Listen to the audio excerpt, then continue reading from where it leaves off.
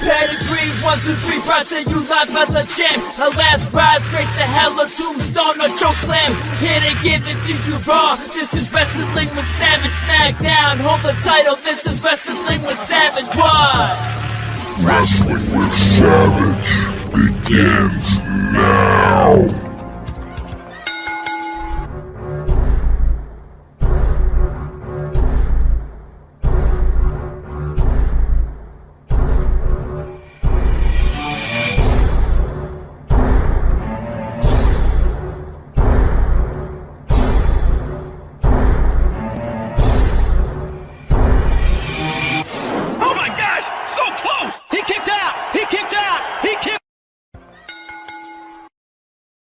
What's up, everybody? Welcome back to Wrestling with Savage. And my God, what a year it's been. I told you I had a special guest for you, and I'm not going to waste his time. I'm not going to waste your time. I'm going to bring him right in. There he is, looking sharp, man. How you doing, brother? How's everything, Savage? How's everything tonight? Everything good? Everything is very good, especially now that we are here with literally a member of the royal family over here, man. The old school, the Godfather. The Staten Island Express. How you doing, brother? You're looking good. Thank you. I think we're having some technical difficulties. Can't hear me? Big Vito? Oh, now you got it. Now you got it. Now you got it. Oh, okay, yeah, because we can hear you fine. You look good. I love the hat. You're looking sharp. Are you obviously giving The Rock advice on what to wear every week? Yes. Of course. That's of what course. I thought. Now, who do we got on the bottom here? That's my co-host, Jay. Hey, co-host. How are you, Big Vito? Big fan. That's my co-host, Jay. I don't know if he's Are we lagging? I don't know. All right, man. How you doing tonight, right? I'm good, brother. I don't know if you're hearing me, but I hear you. I hear you now. We just said the screens are popping in and out. So, Well, yeah, we're the controls. Let's get it right. Let's get it right. Yeah, I'll try my best. So you're born and raised in Brooklyn, New York? Originally, yeah. I used to live in Bensonhurst back when it was Italian.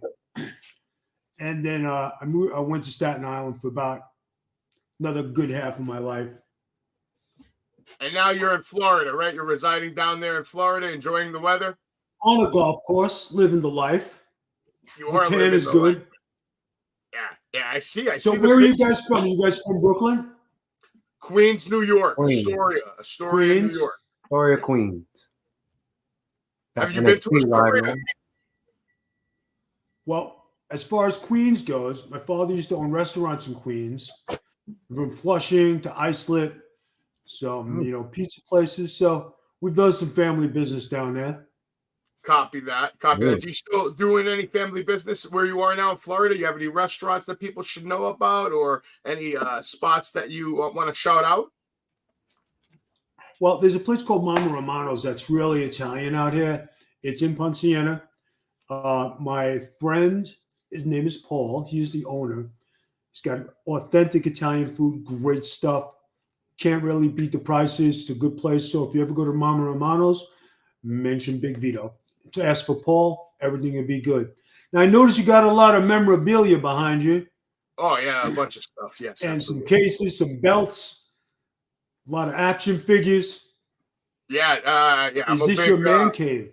This is basically the man cave, yes. This is where my wife forces me to put all my crap, basically. And this is my happy place. As you can see, happy is on the back of my wall. So this is my happy place right here. Everybody's got to have a happy place. Whether your wife puts you in there, your mom puts you in there, grandma, whoever. I love it. Right? I got balloons. I got everything. Absolutely.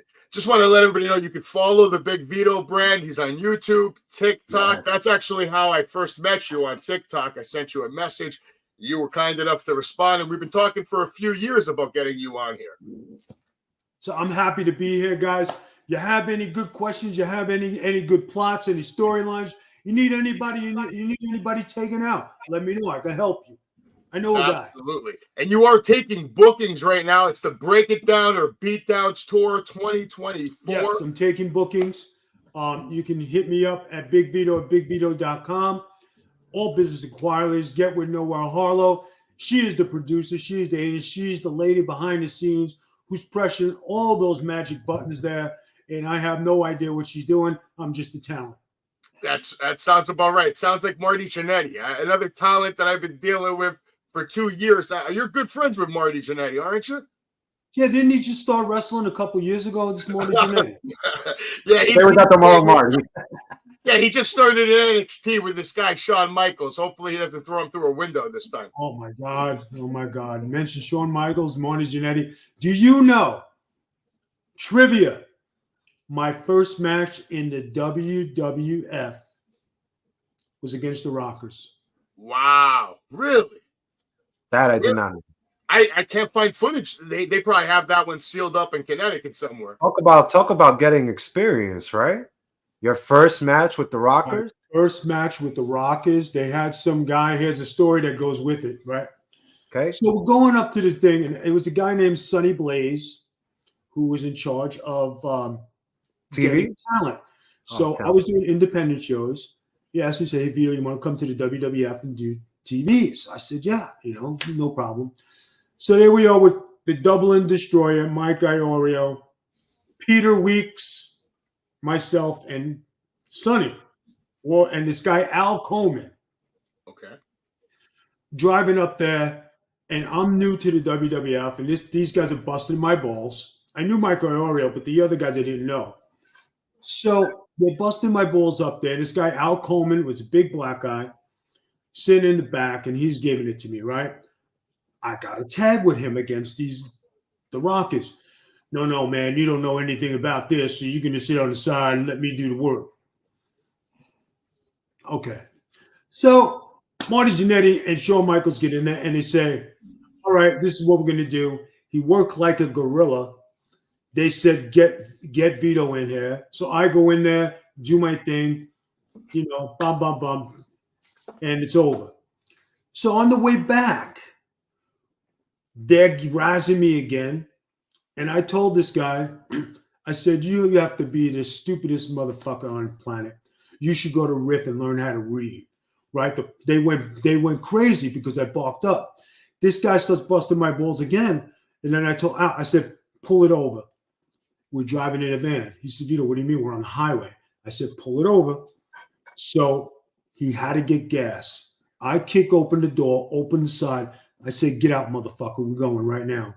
I was the smallest guy out of these guys because back then all these guys were giants. And they all looked at me and they were scared shit. I said, no, we're going to go right now. I said, let's go. So Sonny Blaze, who I still talk to today, he said that was the most terrifying thing he ever seen in wrestling is me get out and want to fight all these gorillas, and I was going to go. And this black guy, Al Coleman, who never been seen again, shit his pants. You don't want to really do this, do you? I said, yeah, I want to do this now, motherfucker, now. That was my first trip to the WWF. How old were you? Got to be early 20s? What a story. Hot head from New York, you're ready to fuck somebody up like right away. No problem. I was ready to go. And back then, you got to remember, I'm running the streets in Staten Island and I'm bouncing in clubs and, doing my thing. And I did other stuff. So I wasn't afraid to fucking act. Didn't matter to me. I was ready to brawl. And, I was going to, whatever it took, nobody was going to make fun of me. Nobody was going to do shit to me. I was going to say, okay, let's go. Yeah, you gotta basically make a great first impression for people not to fuck with you.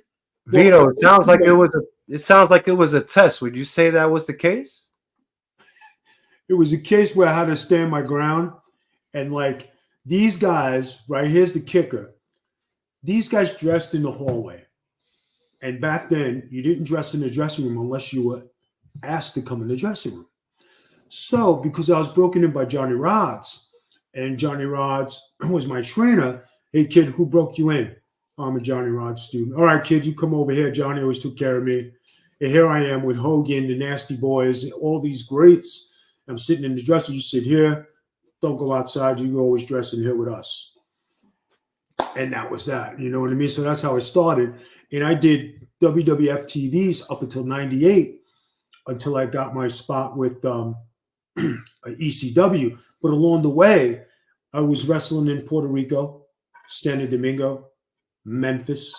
I went to Japan. I went to Malaysia. I mean, I was doing tours and I was working the territories back then. That's the last of the territories. So, I mean, I was an experienced guy by the time I got to ECW. And before that, I was in all Japan wrestling against Mizawa, Kabashi, Amore, tagging with Dr. Death, Steve Williams, and Gary Albright. You know, when you see footage of that stuff and my Japanese stuff, which nobody's seen, it was like, wow, you know, I'm in there with the greatest of the greats. And that Japan, hard hitting, heavy hitting, you definitely need that stink after the match. It wasn't even about the stink. It was about like these. It was like my first trip to Japan. I was with NOW and doing Puerto Rican TV, going to Puerto Rico, doing WWF, working in the States. I had no idea how hard hitting Japanese wrestling was until I'm in Ribera Steakhouse with Kevin Sullivan. And I see Stan Hansen and Scott Norton up there. And I'm looking at the camera. I'm like, holy shit. And these guys are monsters, right? I said, Vito, you're going to be okay. Johnny Rogers taught you how to shoot, so you'd be fine. Just don't let nobody kick your ass here. And I never did. And like, you know, when it came time to throw down with these guys, they knew I was legit. I could wrestle. I could mat wrestle. I was tough. And, you know, the rest is all history. And Vito, I always had this question because, look, you could be the main mob. You're the main boss right here. You could be the godfather. You could be a bouncer. You could be a baseball player. If I put a racket in your hand, you could be the greatest tennis star I've ever seen. Is wrestling always the first thing you wanted to go to? Or did you just say to yourself, you know what? I am a good point guard on a basketball. I could do this. I could do that. How did wrestling and Johnny Rods come about? Well, guys, I was actually a basketball player. And I was going to the NBA. I was Division I worthy. I had scholarships. I just didn't have the grades to take the scholarships. So I wound up going to community college, you know, and it wasn't what I wanted, you know, it was just like kind of a disappointment and a letdown. I wound up trying out for the Olympic baseball team. From the Olympic baseball team, I was going to play semi-pro football. Then I was working in the World Trade Center, and I was working for a steamship company called K-Line. I started out as a freight cashier, and I worked my way up to documentation and then doing rates. And then that's when I started, you know, watching TV one day. I said, I could do better than these guys. Went to Johnny Rods' school a couple of times, you know, and I signed up, and that's how it all started. And then within the year, I was in the WWF. And you was in an elite class of your own in Johnny Rods. I mean, one thing I know about Johnny Rods, he's a tough SOB. I mean, if you can't get up from that mat, you might as well pack your bags and just go home and call it a day. Yeah. But I know you were in an elite class, and you were also with Taz, right? And Devon? It was me, Taz, Devon, Bill DeMott, Mondo Clean. All of us came out of that at the same time, and we all made it to doing great things in the wrestling business. Is it also true, Big Vito, that if Johnny Rods loves you, he just wants to keep you? I mean, I'm sure you were one of his faves. When do you say to yourself, you know what, I think it's time. I got everything. I got all the experience. I'm just going to go pack my bag, go to PR, or I'm going to go to Japan because I think I'm ready. When do you realize to yourself, when were you ready to just leave it all? And if Johnny did like you saying that to him, because I'm sure he probably did it. Johnny got mad when I went to the WWF. Oh, you're not ready. You got to do this. But everybody knew I was ready. I was special because I trained 4 times a week. Then when I went to the WWF and he sees me bumping and doing these things, and I came back to the school to train, and then I was still doing independence. And then I went to Puerto Rico, and then I got a trip to Japan. You know, he didn't like that I flew the nest, but guys were telling me, Vito, you got to go out and you got to do your thing. It wasn't about me disobeying Johnny. It was just like, he's trying to protect you, but on the same thing, wanted to keep you in his realm or within your grasp. But, at that point, I'm trying to make it on my own. And I wasn't in a clique. I didn't hang out with a bunch of guys. I was just Vito, man. I did my own thing. We got a couple of questions from the fans here, and we're going to get to that in 1 second. I just want to mention real quick, you're living the life right now. Look at this picture right here. A great-looking pool, great-looking house. You got a great thing going on. You're very lucky to have a beautiful wife. I got to say, you probably won the lotto right there. When you find someone that you can just be so happy with, natural, and have a good time, she loves you for you. It's a beautiful thing, and I enjoy watching all your content, man. No, thank you. Life ain't easy sometimes, and everybody's got something in their house. No matter how good you look, look at that. I look like a movie star. My wife is gorgeous, and I got these looks, and we're sitting there having a good time, and we're doing our thing. And, everybody knows that, I sit home. I've been taking care of my wife past 10 years. She's handicapped, but make the best of it. And her health isn't the best, but we stay and we do our thing, and she's the producer behind everything, and she helps me. And going back to wrestling this time, I got to stay home and take care of her. So it's wrestling on the weekends. I've been working out for the past 2 months. I'm in really good shape. I just wrestled this past weekend, and, she's behind it. It's like the Rocky story. He wakes up from a coma, she says, win. My wife just said, go back to wrestling and let's get you one more run. So that's what we're trying to do right now. I love it, man. I love it. And you're definitely living the life right there. Loving the shirt, loving that drink. What drink is that, by the way? And what is your drink of choice? Well, there's a couple. I'm a mojito guy. Me too. Right? Yeah, nice. Pina colada's good with an extra topping of rum. I usually drink Bacardi Limon and some Sprite Zero. Wow. And the traditional rum and Coke, once in a while. Exactly. Traditional. I love it. As far as beer goes, I used to hang out at World of Beer. So I used to tell the guy, you got any low-fat beer or, anything that's not too heavy? He said, try this Shock Top. I drink Shock Top. Like that. You don't like it? It's all right.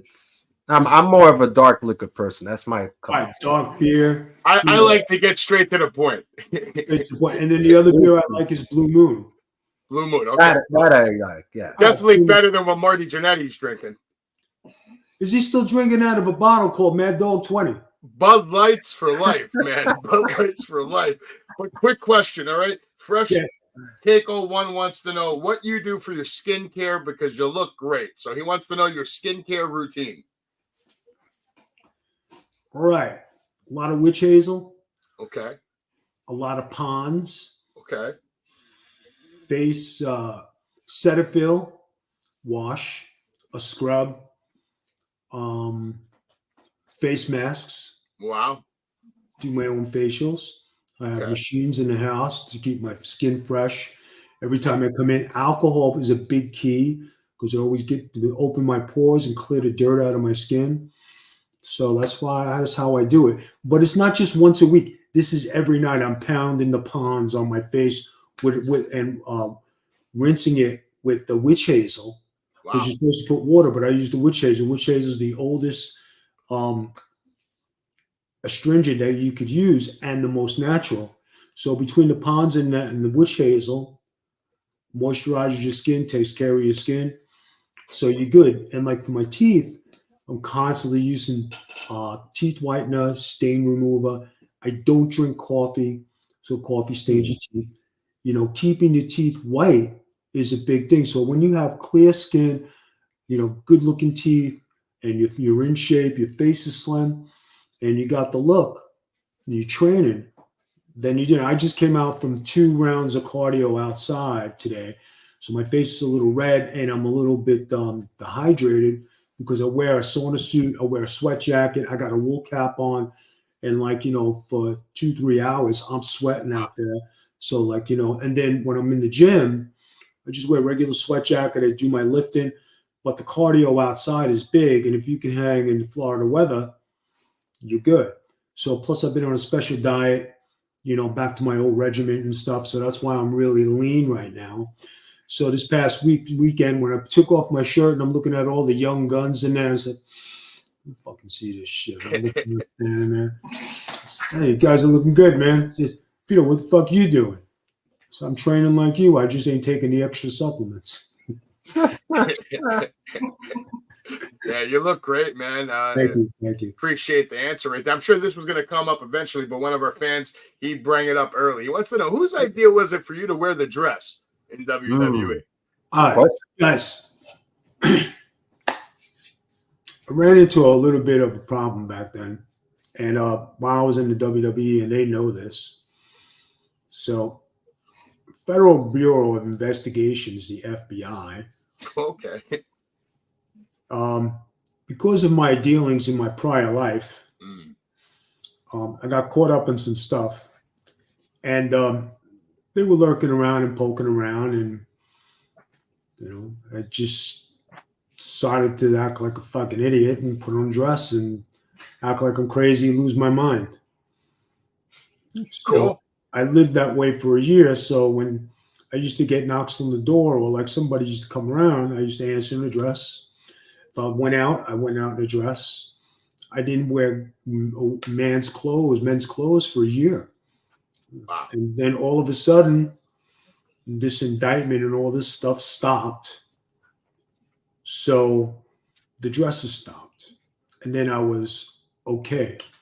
So a little, you got to do a couple of things to get yourself out of hot water. But well respected. I was compensated for my time, so it was good. That's the craziest fucking thing I think I've ever heard in my life. Well, I lead a crazy life. I could tell you stories, but Wow, yeah. I'm sure you could tell me a lot of stories, man. Is that your current car, or is that an old one? Did you trade it in? That is a Solstice that I had. It only had 53,000 miles. Nice. The reason I got rid of it was my wife was not comfortable in it. So I also had a Hummer at the time. So I always have two cars.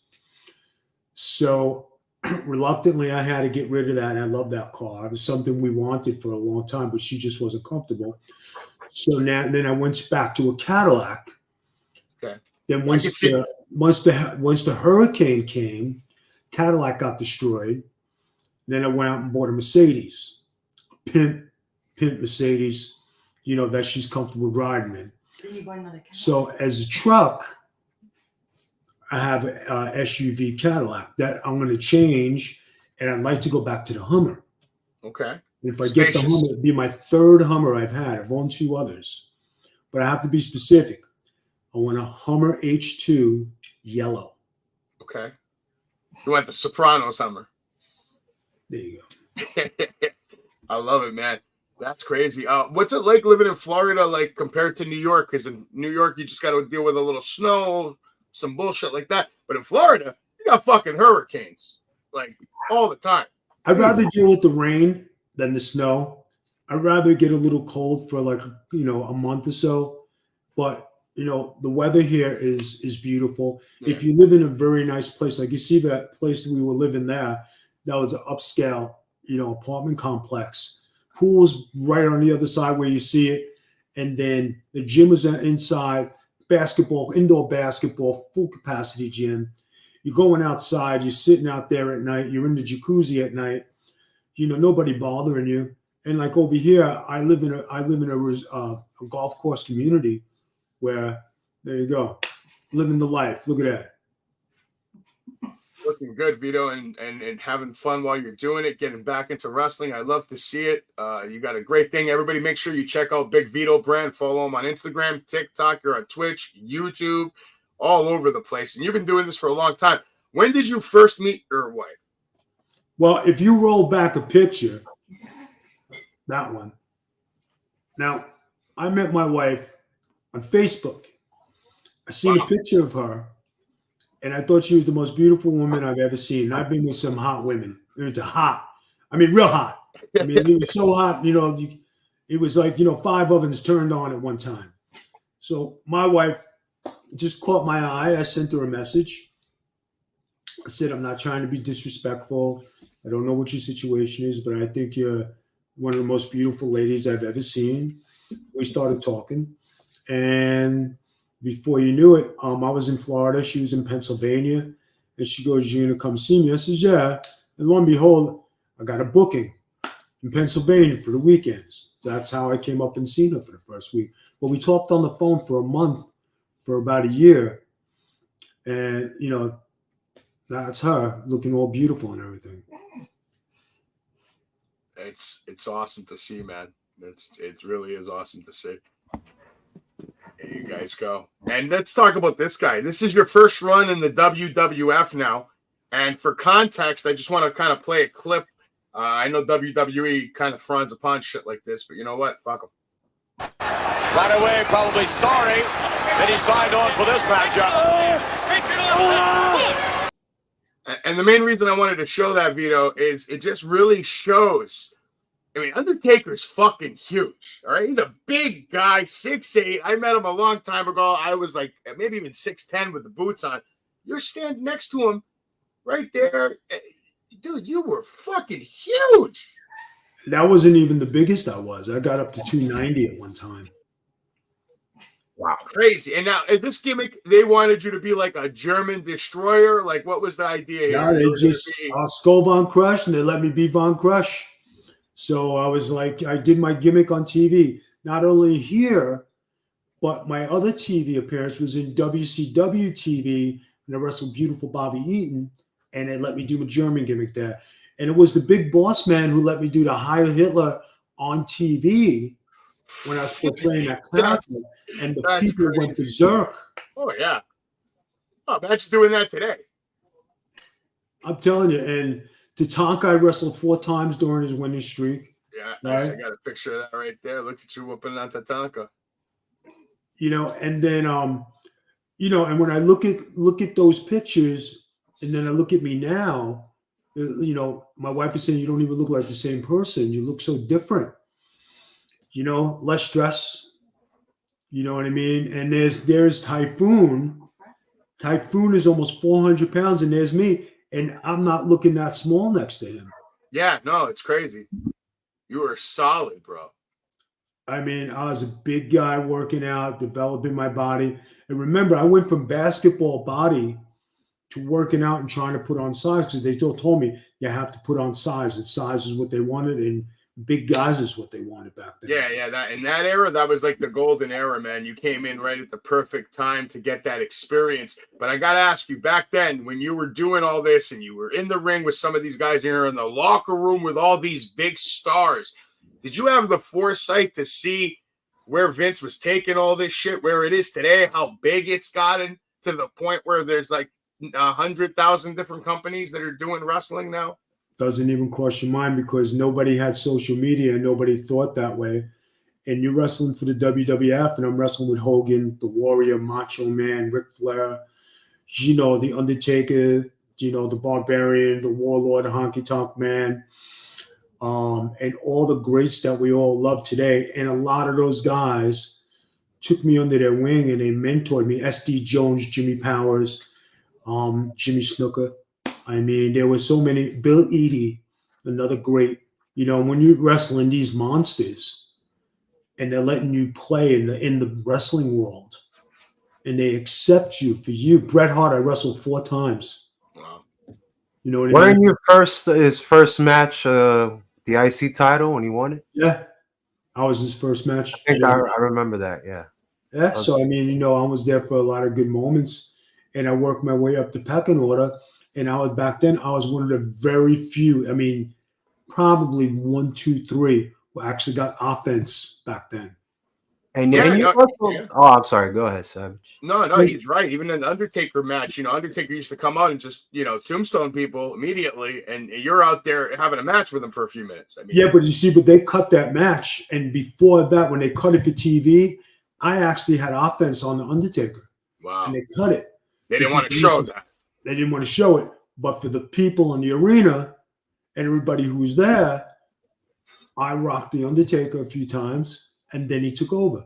But they seen I was like one of those kids who say, "Okay, Vito, what are you going to do this with Percy Pringle, another great mentor, Bobby Heenan, Mean Gene, Howard Finkel, I mean, the Macho Man, Sensational Sherry. These people all, Elizabeth, all included me in their family anytime I went. It was gold. And then when I seen them outside the WWE on independent shows, they all embraced me because they seen I was getting better and better. And I wrestled like one of the pros. I didn't wrestle. I wrestled like a pro, not like a Joe. I was trained by the pros, not by the Joes. I learned wrestling the right way, and I earned their respect because I did it the right way. 100%. There's no way you'd be in the ring with Undertaker if you didn't earn somebody's respect, man. Legion of Doom. First time I met them, here I am in the back, and Tony Garea comes up to me and he says, "All right, Vito, this is your partner. Your partner's going to do the finish." He goes, I ain't doing the finish. I was like, I just looked at him like Tony looked at me. I looked at him. Legion of Doom looked at him. They said, "Vito, you okay?" I said, "Yeah, I'll do it. We're good." That's how I became boys with the Legion of Doom. They beat the living piss out of that kid. Then the next match, you had to wrestle the Samoan SWAT team, and they kicked the shit out of him, ripped his singlet off and everything. The coup de grace was when he had to be with the Undertaker, and the Undertaker burned his boots. It's a lot. Yeah, it's a lot. Next time, take the finish. So, when you started, because you talk about your wrestle Undertaker, I could say British Bulldog, I could say Owen Hart, I could say Bret Hart, I could keep going. When you started, did you feel like you were one of the boys, like one of the talent, or you just felt that the way you were being booked, going against these legends, you felt more labeled as an enhancement talent? Nope. Bret Hart told me, in my first match with Bret Hart, he didn't know me, and he was stiffing me, right? And he was rough with me because he's the Outcard champ and everything, and I understood that. So the next time I seen him, he says, "Vito, can you come here for a second? One of the greatest pro things that ever happened." He said, "Vito, can you come here for a second?" I says, "Yeah." I says, "What's up?" He says, "I got to apologize to you." I says, "For what?" He says, "Because I was a little rough with you in the ring, but I asked to work with you tonight, and we're going to do some things." I said, "Man," I says, "You're fine." I says, "I'm just trying to be one of you." He said, "Vito, you are one of us. Don't ever forget that." And it was from there that the Boss Man and all these guys, I got the respect from them because Bret apologized to me, and they all treated me with respect, and they all treated me like one of them, and they didn't job me out or destroy me or do stupid things to me. And when it was time to bump for them, I knew how to bump correctly. I knew how to sell. I knew how to feed. I knew my place. So when you talk about how to do the job and learn your craft, these guys helped me learn and do my craft. And it wasn't until 10 years later when I made WCW and Bret was there, and I had my first pay-per-view, called me over and he said, "Vito, congratulations, you came a long way. It's nice to see you made it." That's pretty cool. Talk about validation. That's awesome, man. A lot of great moments in WWE, WWF, WCW. But Gianna Forever wants to know, what is your most important moment in wrestling? Guys, every moment is special, and all the companies I work for, all great, and I have great moments with a lot of people. It'd be selfish for me to say it was just one, but probably the most memorable, and it was a great night for me in my career when I beat Terry Funk for the title on Nitro, and he handed me the belt and shook my hand, and then we all went out to the bar that night. Everybody from Hogan to Flair were in there, and Mean Gene said, "Everybody, I want your attention. I want to congratulate Vito. He made his moment tonight." Everybody clapped and they raised their glass to me. And that was like, we accept you as one of us. That's got to be I remember that because that was such a big deal. Terry Funk was like on this unstoppable run of being hardcore champion. So when you won, it was just a huge deal. I remember it was like, wow, like I never expected this. Crazy. Well, here's the thing, right? the week before, I think it was me and Johnny. We beat. It was Bischoff in the ring, and we gave the belt to Bischoff. Bischoff gave it to me and Johnny. I took it from Johnny, and then Terry Funk still wasn't, defeated. He still had the undefeated streak 1-on-1, and there it is. And I said to him, I said to the booker that says, "Listen, nobody's going to take me serious unless I have a match with Funk." I said, "Nobody's going to believe it." And then when that man took that belt and shook my hand, there ain't never been a time I ever seen him do that to anybody.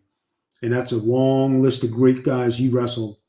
And he had a lot of respect for me. And we went in the back and we did the match. And I just let everything hang out. And I remember climbing up the stairs and I said, "Vito, it's your time." That's when I picked up the trash can and I hit him. And then we started going and then we went to the ring. But the back and forth in the back, that was just all natural work. I didn't say much. You're just working. And I was rugged. I was tough. I was just as tough as him. And, when somebody like that, passes a torch to you, that's important. And Vito, and that was like, WCW, crazy time, crazy year. You could say of the chaos, you could blame whoever. I know certain people blame Vince Russo for how things went down. One thing I know about Vince Russo when I saw him come on TV was he came out, he said who he is, he came with this new blood, he came with Vampiro and all these upcoming WCW stars that haven't been utilized. Was there a creative thing for you? Because I feel that the way you was being booked, wrestling in Nitro and Thunder, you're wrestling one half of Chronic, you're over here doing another thing.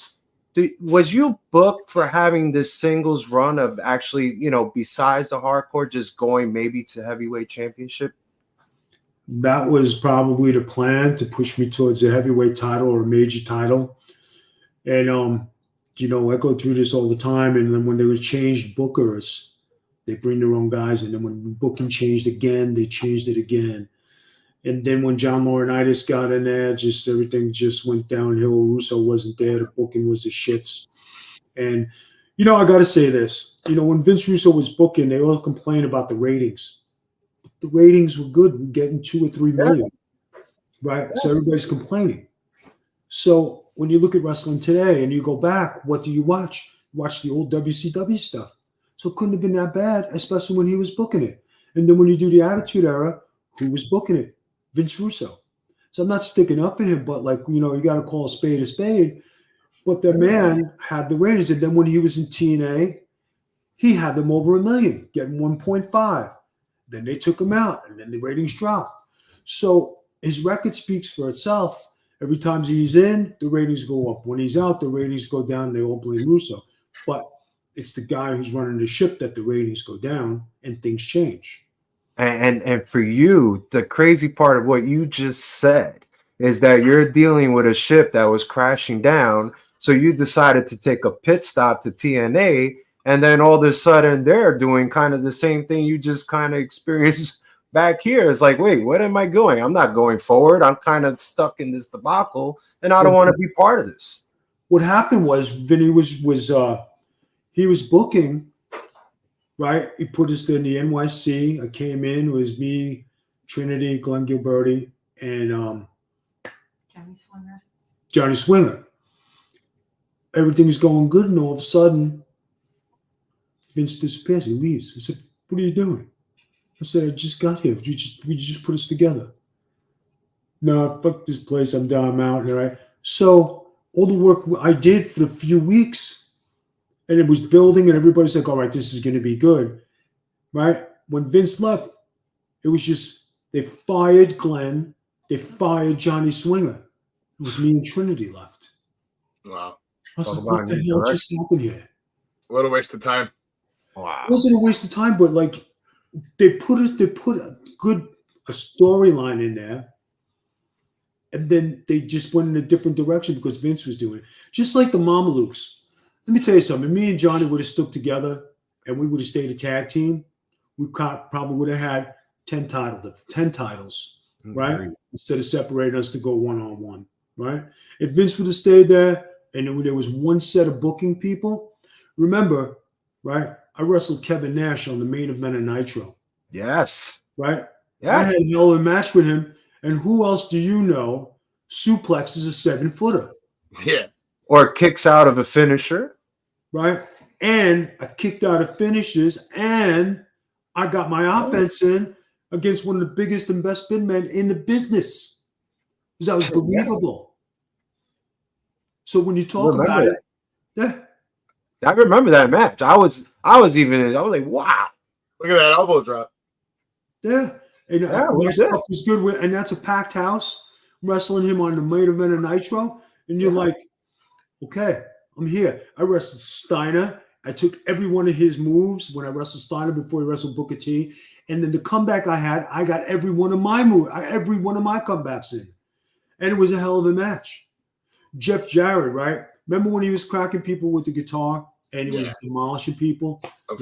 You guys realize that I'm the only one he never did that to? You didn't want what was coming in the back, probably. You never got it. No. We're talking respect. Yeah. And we're talking having a good match. And I wrestled my first singles victory, right? Was against Buff Bagwell. Wow. Right? So you're talking, the plan was there. Everything was in place. And if they would have left things go the way it was supposed to, you know, and plus I wasn't a politic guy, and like I was just right. It was me. I don't want to be part of that. It wasn't that. I was not the type of guy to kiss somebody's ass to be a wrestler. I was a wrestler to be a wrestler because I was a good wrestler. I was a great wrestler. I could wrestle with anybody. And it just, you know, you had to play the game. I just didn't. Yeah. And they always told me, if you kiss a little ass, you'd be fucking world champion. I said, it's just not my deal, man. And Vito, you know, because, you know, obviously I feel you should have been your championship material in my eyes, no doubt about it. You're 6'2", you're 250, you're a beast, okay? That's just me. But I just want to ask this because I just want to go back. Why is it you never had a singles run in ECW? Because I really thought you had a great run. I thought it was good stuff you were doing backstage. And then you went with the Baldies. I get it. You're with the Baldies. But what was the reason? Because if I remember correctly, I used to remember you were doing house shows with Taz while he was champ, and you're fighting all these single guys. And you and Taz obviously go way back to Johnny Rods. Why is it that the singles run didn't happen for you? And what just led for you to just be with the Baldies? What happened was I was getting over. I was having good matches with Rob and Sabu and Taz and everybody in the company. And when I went to Paul, and this is a true story, I said, Paul, I think I'm at a point where, you know, I'd like to move up on the card and have a singles run, even though I was getting a push. And he said, Vito, I can't put you in a singles run because we don't have a spot for you as a singles. So it's like, okay, and that's when they came up with the Baldies to push me in a different direction, but with some other guys. And I said, okay. You know, and it wasn't like they didn't do right by me. I earned everything I got in ECW. It was a great experience. I work for my stuff. I earn my keep. You know, I wrestle with the best. And in every company I wrestled for, I always wrestled against the best guys. Yeah, I loved your ECW run, man. Some of my favorite memories of my whole wrestling life was all from ECW, and you were a huge part of that, man. Do you feel that being? I'm sorry to cut you off. No, so we're looking at the monitor with Rob Van Dam and me, right? And that day I did the bus trip, and if I would have won that match, it was a great match, probably one of the best matches. Tell them about the bus trip. Like the bus trip was, I went on a bus trip with the fans. And we're singing and having a good time and doing our thing. I get to the arena and then I'm wrestling Rob Van Dam. So then, you know, I'm having this match and the people are there. They're going, and I was wrestling the Skull Von Crush and he's RVD. So they were going SVK, RVD, half and half in the arena if you ever listen to the footage. And the place was going ballistic. When I had him, they all thought I was winning the title and I was good enough to win the title, you know. But it just wasn't in the cards for me to do that. So no hard feelings. I had great matches. Jerry Lynn, I just was with Jerry Lynn this weekend. We were laughing. I said, Jerry, I said, you know, it sucks. He goes, what? He says, you know, I wrestled with you and I wrestled with Rob. I said, and before you and Rob got together, I says, I was wrestling you and I was wrestling him. So I got you both in shape so you could wrestle each other. But they forget that I gave both of them a run for their money, and they were like, you know, good matches. Or if you ever seen the matches I have with Jerry Lynn. Jerry Lynn's phenomenal. Do you feel though that when Paul is like, I have nothing for you, I'm gonna put you in the baldies, do you feel that since you are already having that experience that I don't feel like I'm a fit here because all these guys are still a little inexperienced, they don't really got that talent? I was like, did you feel like that? Do you feel you would just Nope, not at all, guys. Guys, I got to tell you something. You know, when I wrestled, you know, going in and I wrestled all that time before I got to ECW, you know the old saying, you're too good for your own good, and you already wrestled with the pros and you already did everything and you just didn't have a job in the States. I wrestled in All Japan at Pin Mizawa, you know, and then I'm wrestling in Puerto Rico, I'm wrestling in Japan, I'm wrestling in San Domingo, and I'm wrestling all these legends, you know, and a lot of legends that we don't, you know, Memphis, Tennessee. I wrestled Jerry Lawler, the Boogie Woogie Man, the Dream Machine. I was in the Eddie Gilbert Lawler feud. Yeah, it was a bunch of other guys, Brian Christopher. You know, I was with the Gilberts. I was in a lot of heel stuff. You know, I turned the Spellbinder, Del Rios, into the Spellbinder. I wrestled on the first Memphis Memory Show. So, like, all the runs I had and all the companies I had a run where I was going to fight for the title. In Santo Domingo, there was a wrestler named Jack Veneno who was very famous, and he won the NWA Heavyweight Championship, but it never changed hands back again, and he won it from Ric Flair. So when I was there to avenge the loss of Ric Flair, and we drew a house, and I beat everybody in the company. When I tell you everybody, there was nobody I didn't beat until I got to Jack Veneno, and then he went over. Shit's So crazy, any man. place I went, I had a good run. And when I went to ECW, I had just come back from Puerto Rico. I says, man, I got to do something to get a break. So I had to go with my bag, go down there, talk to my friend Taz. I said, listen, I'd like a job here at ECW. How to be humble. So I introduced me to Paulie. I said, all right, Vito, come back next week. So my first match was Danny Doring, Mike Bucci, Nova, and what's his name? Blue Meanie. Blue Meanie. So yeah, we're in a three-way. All right, Vito. We don't want you to do nothing. Take a finish. But guys, I want you, all three of you, to give me your finish. I'm going to lay in the middle of the ring. Vito, you did good. You okay? Yes, sir. All right, come back next week. I wanted to see if I was going to lose it because I was tough. I could stretch people. I was a shooter. I wrestled. And, you know, they just wanted to make sure my head was in the game. If I didn't do that, I would not have had the opportunities I had. So I went there and I earned my keep in ECW. There was nothing they did to me that was wrong. It was just a numbers game. But the performances I gave in all my matches, they knew, you know, they had something good. And what people don't realize is that when I was in ECW, WWE called me. Howard Finkel called me and said, Vito, we have a spot for you. And I said, Howard, I said, what do you mean you have a spot for me? Yep, we have a spot for you. He said, we'd like you to come to WWE. I said, but you know, I'm wrestling with ECW. He said, we know that, but we have something for you. We'd like to use you. So I call up Taz and I said, Taz, I just got a call from WWE. And I called up Bubba. And they said, well, Vito, what do you want to do? I says, I'm kind of like in shock because I like being in ECW. And then Bubba said to me, he says, you know, when you didn't have nothing, you were in the WWE. He said, they didn't want you. Now that you're over here and you're doing something, now they want you.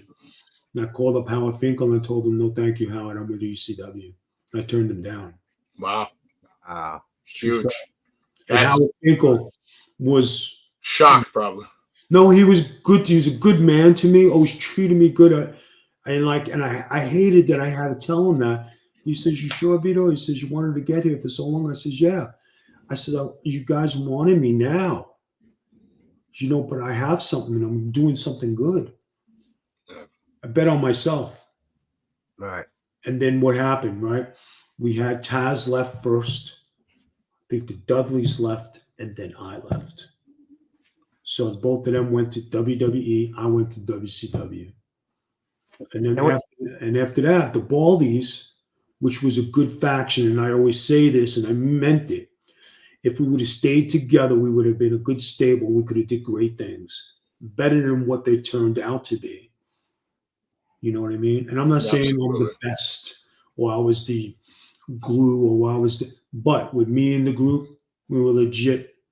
PN News, myself, and Tony DeVito and Angel was a good mix. And the guys listened to what I had to say. I had the most experience. Guys, let's do this entrance like this. Let's wear this kind of costume. Let's do these promos. Everybody followed suit. Everybody was cool. You know what I mean? And then we got Johnny the Bull and Big Vito. And we're over there with Chuck Zito, and Tony Mamaluke. And that's another thing. That was the real Vito, street Vito from Staten Island. You guys could have told stories for years, man. Like great stories. Yeah, and those are my regular clothes. I wore to clubs, so it wasn't just being me on TV. Yeah, what I love about you is not only have you had all these crazy moments and all these different companies, and just incredible matches, incredible just stories from every era, from Howard Finkel to WCW, the Vince Russos. But what I love about you the most is you took time to always spend some time with your fans, man. And I respect that immensely. Yeah. And I was doing charity events before it became popular. And I did all this in Tampa when I was in Tampa. And I did the Marty Lyons Foundation. I did Teddy Atlas Foundation.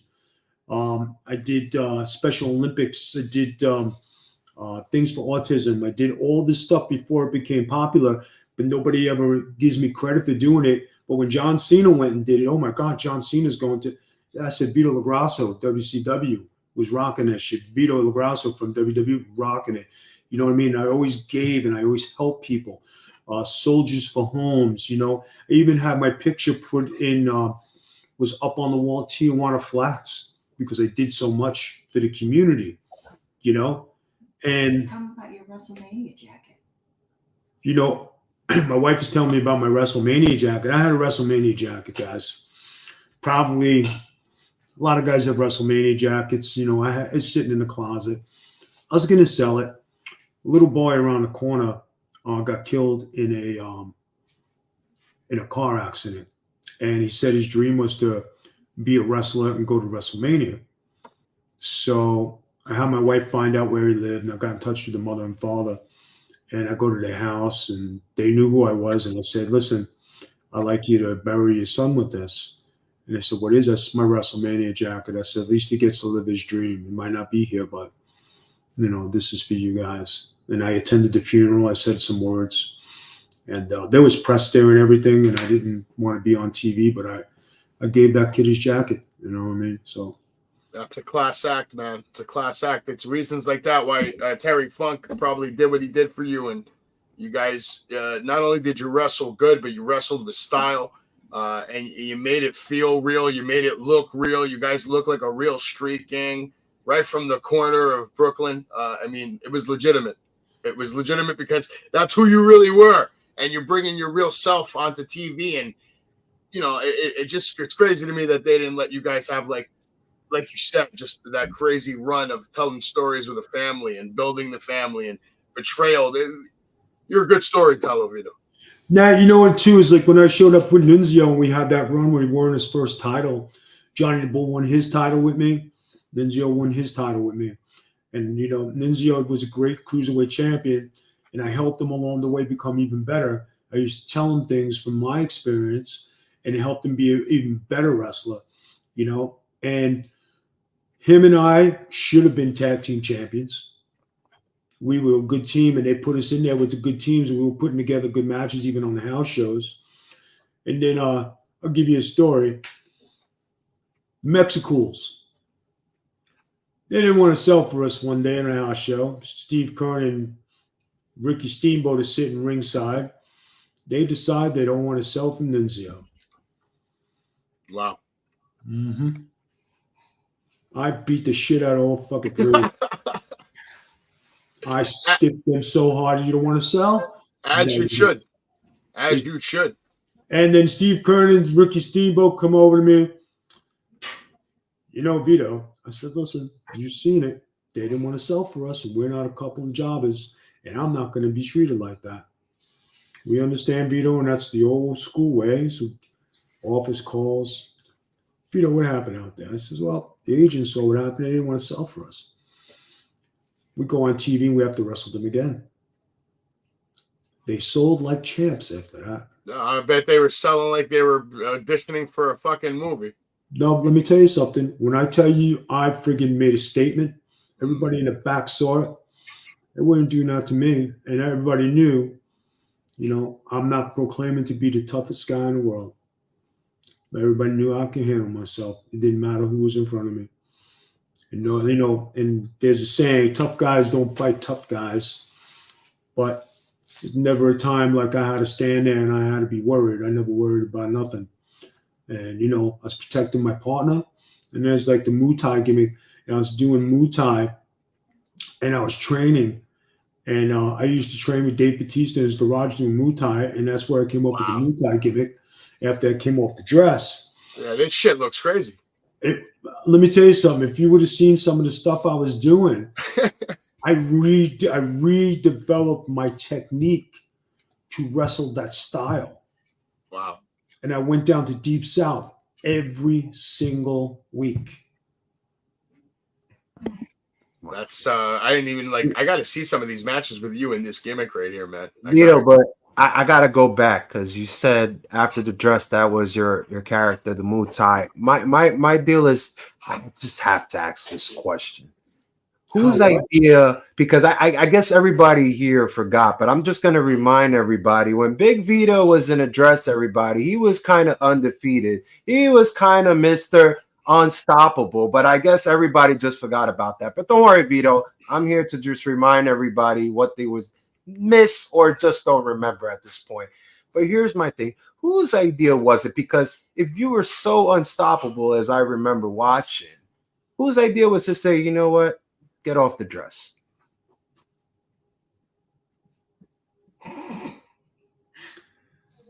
Michael Hayes became Booker of SmackDown. And everybody just... Michael Hayes was the Booker of SmackDown. He got in charge. Told me we can't have a guy like you in a dress on my show. Wow. True story. Nothing against Michael Hayes. But... Look how fucking happy you look right there, bro. You were rocking that shit. Oh, he was kind of unstoppable. He was rocking that shit. But you guys got to understand something, right?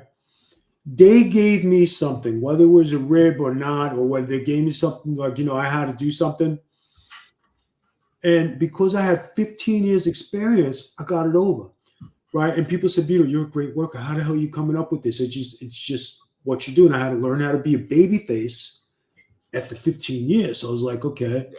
So they sent me tapes to Shawn Michaels, Vito, sell like Shawn Michaels. Okay, do this, do that, the other thing. And I became a student again. And then learning how to do the dress, it was just, okay, I just had to improvise on things. And then one day I smiled on TV. I came back. I was upset. They said, Vito, what's the matter? I said, I apologize. I smiled on TV. I know. She said, Vito, you smiled. The place lit up. And they were so happy that you smile. And then every day after that, I got to show my personality, smiling, happy, going out there, having a good time. And I enjoyed doing it, you know, and you can't do something like that unless you are a great worker. I'm not comparing or saying I am somebody like that, but Dusty Rhodes was given polka dots. He made it work. Big Vito was given a dress. I made it work. Yeah. And it opened doors, right? I mean, you were living the life. So I'm sure opportunities were calling for you to do certain different stuff in media, maybe magazine or maybe movies, other things just opened up. I did the CW network. I did the centerfold for Playgirl magazine. Right now, everybody's dream back then, yeah, man. If I plunge, Playgirl, everybody's gonna see my stuff. I'm gonna get bitches and all this stuff. But it wasn't like that. You know what I mean? It was like I covered. I did it tastefully. I got the centerfold. I was sexy. I was beautiful. I was wearing a dress. Women loved me. You know what I mean? It's not like I'm bragging, but women were turned on by this, and people who were maybe couldn't show their sexuality and they saw me doing this, opened a lot of doors for people. I was ahead of my time. Yeah. And you see it today in the business, everybody can do it. But I actually lived it for a year, legit, and I'm straight as an arrow. And it was the best year of dating I ever had in my life. I mean, women were crazy. And it was the best year that I want to forget about because I have a wife and she's sitting next to me. But no, but she knows, and I told her. Yeah, of course. It was definitely ahead of its time, 100%. That dress was ahead of its time, and like we had a discussion about this the other day, and it says, you opened the doors for a lot of people to do this gimmick and do this, and now the dress should be put away, and we just stick with what we're doing. And it's the truth. And I appreciate all the people and the love that and support from millions of people all around the world. I was the most recognizable pro athlete. You seen Michael Jordan, you've seen Big Vito. You had Vito in a dress and Michael Jordan, that's how popular it was. And I can't tell you how many things I did. And, the love people, and people used to, man, I'll tell you. And then, one night I went out to a parking lot to go to get something from the truck. And Undertaker was inside, Mr. Kennedy. There was a few other guys who traveled. We stopped to get something to eat. And I always said, 1-on-1, I'm going to kick somebody's ass. 6-on-1, I'm going to take a couple with me. I might get my ass kicked, but I ain't going down. I go out and there's about 5 or 6 guys standing outside. And I go in the dress and I look and I said, holy shit. And I looked back and nobody was looking at me from the door, and they started to come around. And all of a sudden, guys started walking towards, come out of the place, and everybody disappeared. Like one time, like it was going to be like rough. And then another time, we were in the Wing House, and it was during the Ken Shamrock Tito Ortiz fight, and I walk in a dress. Well, that stopped everybody dead. Now Mark Henry and a couple of the boys were sitting there and said, man, Vito, we're going to fucking throw down on this motherfucker. You walked in here, said everybody just stop drinking. So a guy comes over, and he says something. I said, do you want me to kick your fucking ass here? A guy in a dress during the Tito Ortiz fight. And Mark was just standing there, and he's ready. All the guys were ready to go. And I was ready to throw hands. And then one other time was me, Batista, and Sylvan. And some guy, we're in a southern town. I'm walking in there and we're just getting something to eat. And the guy starts making fun of me and you fag, you this, you that. And Batista got up and said, why don't you shut your mouth? I said, Dave, sit down. I got this. And Sylvan got up and said, yeah, and then a couple of guys says, how about if I kick your fucking ass right here? Cop comes in. They call the cops. Wow. Hey, man, what the hell are you doing? Why are you looking? I said, sir. So we came in to eat a meal. I said, I'm dressed like this. Do you really think I'm looking for trouble? He goes, no, I don't think so. I said, ask the people out. I said, we're just sitting down having a meal. People couldn't accept it. It wasn't acceptable. Yeah. Today it's acceptable. You know what I mean? It's a different world. But, I'm glad that it opened doors. I'm glad that people were able to come out. I'm glad that people were able to evolve from it, and I don't get credit. I don't want credit for it. But that's trailblazer, man. That's Hall of Fame status type of shit. I mean, but like when you look at it, it's a great thing I did. I did it with love and I did it with respect, and I touched a lot of hearts. And throughout my whole career, that's what I did. I made people happy. Whether I was a good guy or a bad guy, man, that's Vito, man. He's all right. Vito's a class act. I got a picture of you over here, and I think this was your match from Nepal. Sold out arena. That looks crazy. I beat the shit out of him the night before. I got attacked by 5,000 or 6,000 people. I got sliced with a chair. Wow. And then the next day I'm in front of 20,000. I said, I got out of 5,000. I said, this one's going to be rough. The National Guard was there and everything. Yeah, look at this clip right here. This is why they were there.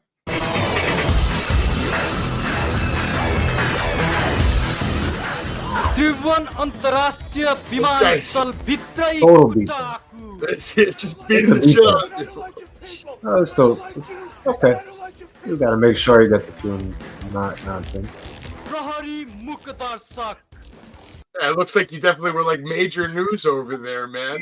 It was a world issue. They called the U.S. Embassy. The National Guard was there. They never had an American wrestler come over. That guy was a war hero. Wow. That's sick. Yeah, you were the first ever champion of Nepal professional wrestling, I believe, right? I came over there, had a title fight.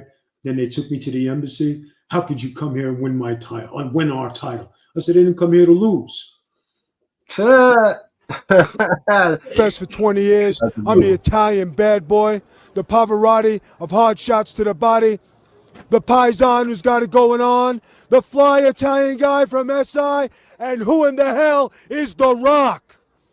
He isn't Big Vito. I come here for one reason and one reason only. That's to make the fight of my life here in Nepal. I will not lose and I will not be defeated. I don't come here to lose. I came here to win. You weren't lying. Came there to kick ass win, and you called out The Rock all in one promo, goddammit. Yeah, fuck that son of a bitch. You know what I mean? It's been watching for a long time. Shit, man. I mean, he's watching me right now. So, man, I got to get a shirt like Vito. He steals my clothes, too. You still want to go one-on-one with a great one? Bro, I'd slap the shit out of him. I swear to God. Hey, what's your take on the fact that, this is somebody that you were working with all these years? He came up in the Attitude Era, obviously, and had a big run.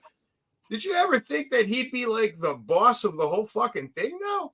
Like, it's crazy how it all worked out. Everybody has great careers, and everybody are special. There are special people. He's one of the special people.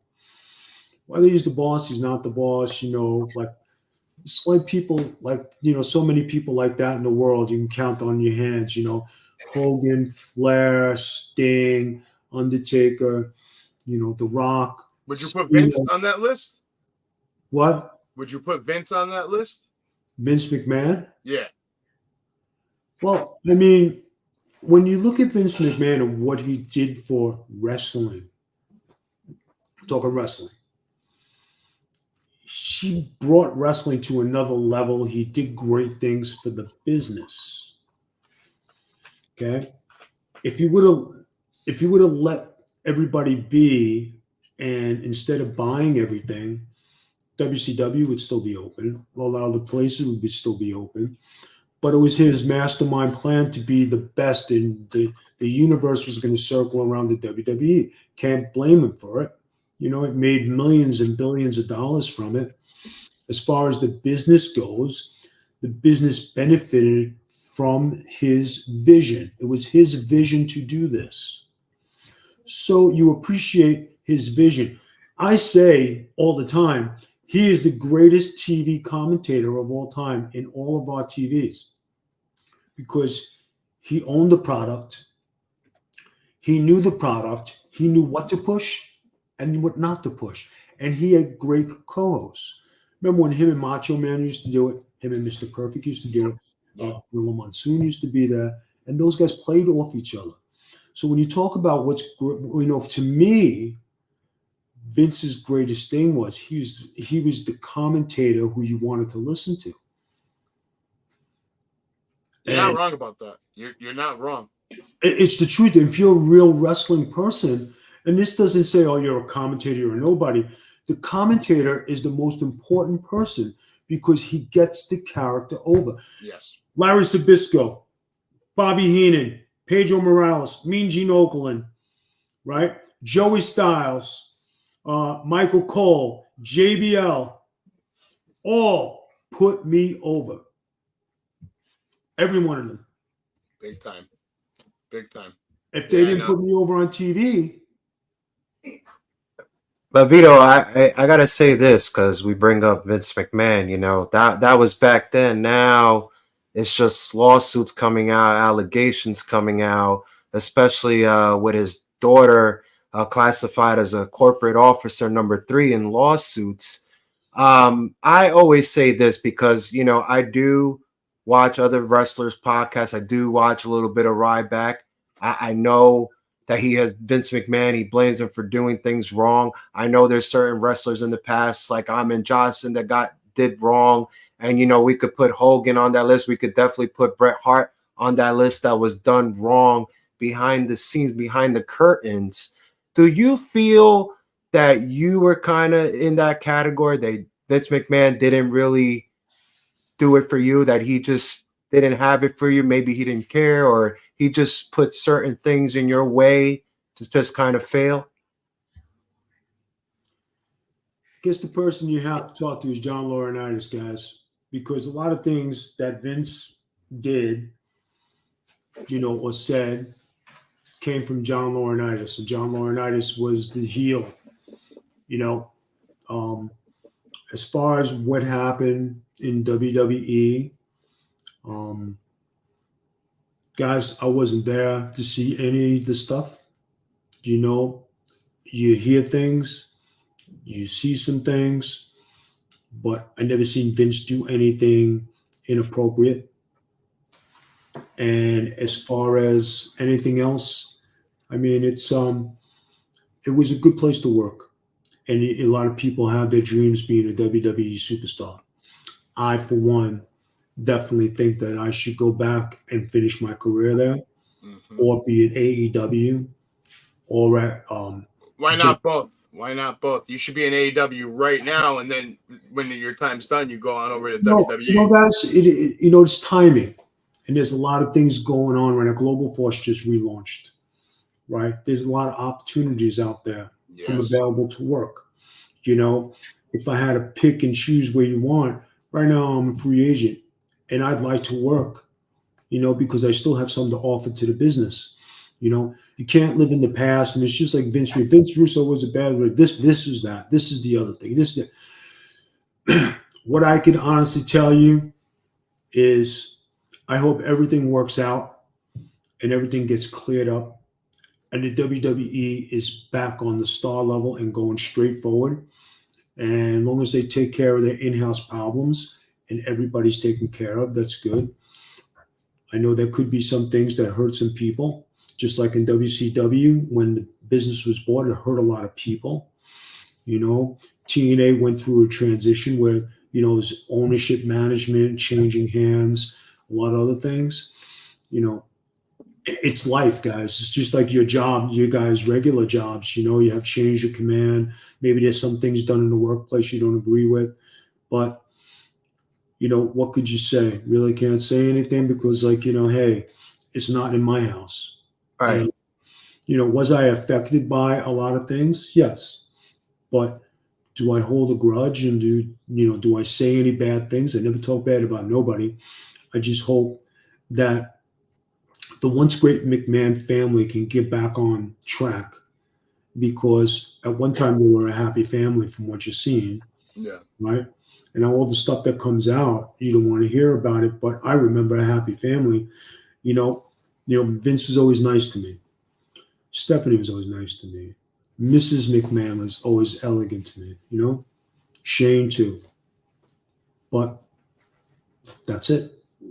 Jade's over here. He's always trying to get some kind of drama answer. Listen, at the end of the day, I'm not even done yet. I still got a continuation of that. But innocent until proven guilty, and I haven't seen any real evidence of shit. That's just me. I love Vince McMahon. I love that guy till the day I die, because if it wasn't for him, I wouldn't have had the childhood I had growing up and just loving watching wrestling once a week. You're suckering up. But Big Vito, here's the thing. Do you feel that you have a good relationship with WWE now? Well, if they hire me, I guess I'll have a wonderful relationship. All right. But here's the thing. You talked about McMahon. You talked about Stephanie. You talked about John Laurinaitis. Guess what? They're all out, right? The whole main idea of WrestleMania was basically a new era, right? A Paul Levesque era. Did you ever say to yourself, you know what? I like what I see. I like what I see on the TV, especially tonight. And by the way, people, Tony D'Angelo was on NXT. He was cutting a promo. Could you feel like, you know what? Maybe I'll reach out to the performance. Maybe I'll go down there. Hell, I live in Florida, for God's sakes. Maybe I'll take a drive and speak to someone there to see if I could go for a coach or anything like that. Vito, why don't me, you, and Marty take a road trip and go talk to Sean? See if we can smart him up a little bit. The past 3 years, I have tried. Social media has gone. The fans want it. The people want it. They watch my old stuff and they try to duplicate what I did. It's obvious. They dress guys in my old garb, right? Yeah. So I am trying. You know, you guys are saying, why don't you go down to there's Rikishi and there's me and there's all these guys. You know, should I go down to the performance center, sit in the crowd? Or should I go in the back and go sit back there? You know what I mean? You should be able to walk right through the back door, no problem. But my old school way is, if you're not invited, you don't go. And I still live by those rules, you know? When they invite you, you go. You know how many times they say, just show up there? Like, when I'm not in that category of me just showing up in my bag. I'm past that. I put in my time. I'm a veteran. I'm TV worthy. I look like a wrestler. I have credentials. You know, so I mean, would I embrace an opportunity to go work at NXT? Of course I would. Would I embrace to go work at AEW? Of course I would. Have you talked to Tony Khan at all? Social media stuff. I got a lot of irons in the fire. Hopefully, one of them comes through for me. That's what I could say, guys. And you do give back, right? When I guess on your Big Vito brand, you do ask questions, answer questions for certain fans. Am I correct? Yes, I do. And it helps, right? I mean, you are helping the future. You are giving them advice of what you went through with your life and your experience growing up. And you also opened a school in Florida, and you were training students as well. Training people, you know what? And like, guys, you know what? When it comes down to helping guys get jobs, I helped so many guys get jobs back in the day. I never expect nobody to say, hey, you know, let me give you a job. Could guys have reached out and say, Vito, you know, would you like to come down or do it? It's not like that, you know, and I don't beg people to do that. But when I was then, you know, good with everybody, give me a tape. Come here. Come sit over here. Come do that. Because guys before me did it for me, and I did it for them. Paying it forward, yeah. You know what I mean? You know, so like when it comes to like my fans out there on TikTok, on Instagram, on Facebook, on Twitter, anybody who asks me something, I answer it, right? If I have a live, you know, and I try to take questions and answers and I do my stuff, you know, it's all good. You know, and the first thing guy says, you know, and the kid asked me this week, I'm going to be a pro wrestler. What do you think I should do? Go to the gym, concentrate on school, get a college education, get in shape. You can't just go from here to there. That's what I'm telling you. Backup. Yeah, exactly. You got to have a plan B. Be educated. Smart advice. Because plan A doesn't always work. Exactly. For me, right? I should be retired from the Knicks. Hey, man, my plan A. Contracts. Number two, my baby. Plan A, Vito, when I was 13 years old, there was a wrestling school that opened up down the block from my house. I'm coming back from the park one day playing basketball myself, and I look through a window and I see a wrestling ring. And I look up in the sky, and I start thanking God because I couldn't believe what I saw. I wrestled for 4 years. I had to get out of it because my trainer decided to let me leave the ring with a full-blown concussion. I didn't know who the fuck I was for about 8.5 hours. Almost got hit by an 18-wheeler. My mother finds me, go to the hospital, CAT scan. I wake up in the fucking CAT scan. And after that, I just didn't feel safe in that, you know, environment anymore. I'm like, they basically just threw me out like I was a piece of shit after I worked for them for like 4 years, taking chair shots from Jimmy Snuka for $2. You know, but now 20 years later, you know, actually more than 20 years, probably 25 years later, I'm back in the wrestling world because of guys like Jay, who kept telling me, start a podcast. I started the podcast. Next thing you know, I'm in the battlefield and I'm working with Alpha Jr. I'm sure you know Alpha Noah Jr. Yeah, great guy, man. He gave me a good opportunity there, doing interviews, commentary. Little by little, now I started managing. I've been taking bumps just to show people that I can take bumps. I refuse to train. I don't need to fucking train for manager bumps. Everybody keeps telling me, oh, you got to train. Fuck your training. Put me in the ring. I'll take the bump. I'll take the shot. You want to throw me off a fucking cage? As long as there's money in the envelope, you can do whatever the fuck you want to me. I trained. I paid my dues. Back in the day, I did my time. I took about 500 bumps a day when I was training. And I just want to know, in your opinion, someone like me who was 40 years old and, wanted to become a professional wrestler, didn't happen for him. But now I want to become a manager, a producer, a content creator, someone that wants to work with the talent in the back and get the absolute best out of them. Because I'm someone who can look at somebody and tell you immediately what they're about. All I need to do is talk to somebody for about 5 minutes, watch them work for about 6. And I can tell you if they have the stuff. It's very easy to see for me for some reason. I love working with talent. I love working with young talent who has that, someone you see probably in your school when you were training. You just see that one student. You're like, fuck, man, this kid's. So let me ask you a question. Yeah. All right. You want to do all these great things, right? You just said you're not going to train. Nope. You're not going to diet. You're not going to do all these things. You're not at all. Do this, but you want to work with the young talent today. Yes, sir. Now, Vito Grasso, I train, I diet, I keep myself, I work with the young talent in the ring. I still take great bumps. I would be a bumping manager if I had to. But the one thing I tell my wife all the time is, I'd like to get in the ring 2 or 3 times a week to go practice. If you don't practice your craft, you're never going to be any good. And you have to lead by example. Now, you want to do all these things and you want to be the example and you want people to listen to you. But if you don't look the part and you don't do what you preach, how are these people supposed to follow you? Especially without any real significant runs in any of the major federations. Yeah, no, you're not wrong. I blame Paul Heyman for my mindset. No, but you understand what I'm saying, right?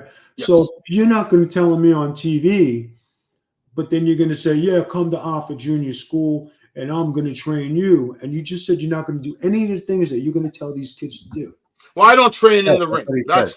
That's not my deal. On his own podcast. My training is more in like the background with personality, promos, talking. That's my specialty. Yeah, I don't want any business taking wrestling bumps. And the reason why is because I'm not a wrestler anymore. But I don't have a problem taking a manager bump when it's necessary. Well built, well deserved.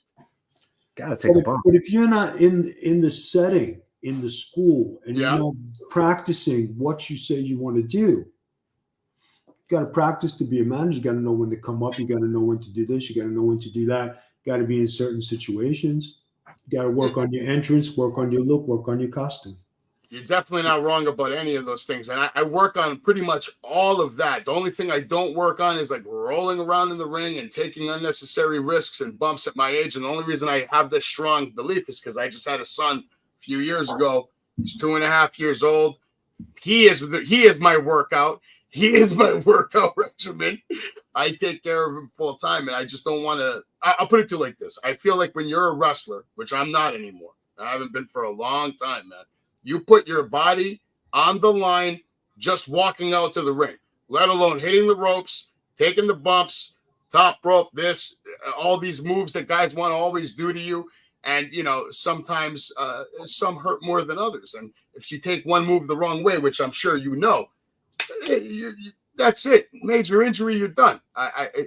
For me, even the training, I feel the training, you're more likely to get hurt when you're training than actually wrestling, which is crazy. But if you don't go in the gym to be in shape, that's why you don't feel like you can do it. But if you were dieting and in shape and in the gym, you would feel invigorated. You don't have to do what you have to start out slow. remember where you start from. You never want to feel like that again. So if you did go to the gym and you did start training, and if you went to wrestling two or three times a week, maybe you do 10 bumps. Next time you do 12 bumps. Maybe you do some rolls. Practice your rolls. Practice falling. Practice slapping the mat. You know what I mean? Getting up. How about running the ring a little time? How about hitting the ropes? These are things that you need to do. You're definitely not wrong, man. I had my first That's the great advice debut. he just gave you. I had my first debut a few months ago at the ECW Elks Lodge back in the day. I'm sure you've worked Elks Lodge many times. I was proud to have my debut there with my client Spencer Slade. And, we did one spot where I had to basically run into the ring. And when I practiced it, everything was money. And then, of course, live, everything came out great. But I'm not going to lie to you.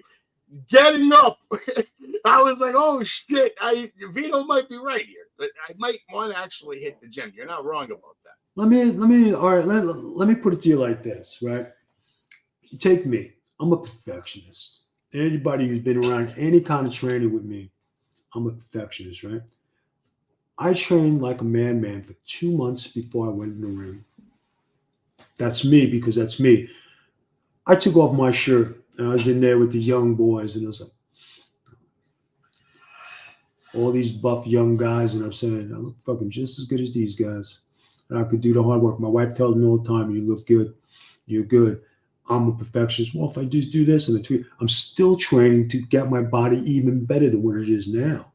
When I take off my shirt, if I do get the opportunity to be on TV, it could be like, what the fuck? You're drinking the fountain of youth by the 5 gallons. It's the truth.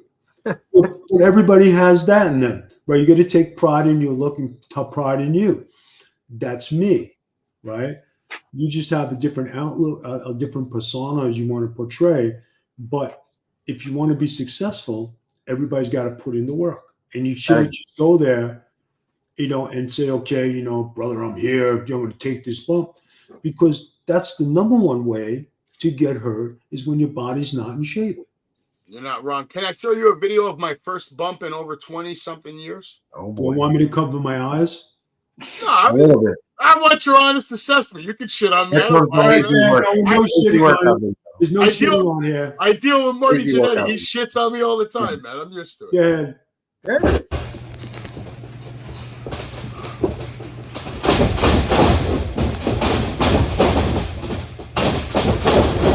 Stop the video.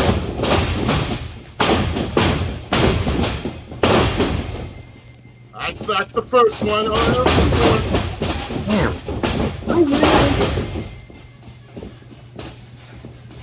Oh, this hurts to see me now. Oh, God, brutal.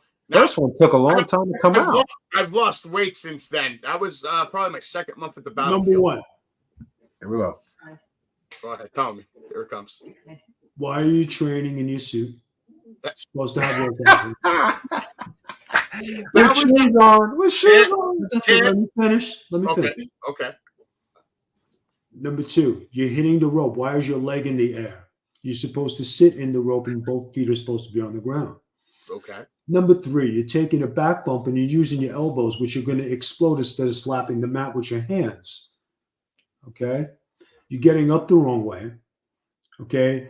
You're running the ropes gingerly. You should take 4 steps in, 4 steps to get there, 4 steps to go to the other side. Okay? So when you're running the ropes and you're doing these things, you don't look fluid, you don't look natural, and you should have heard thunder when you hit those ropes. And doing this to take a bump is not correct. It's this. Me teaching you something, right? And when you're going in there with your leg up in the air and you're hitting the rope, what happens if there's a guy sitting in front of you and he runs in and you got your leg up and you're kicking him in the nuts? Yeah. You're endangering the next guy, right?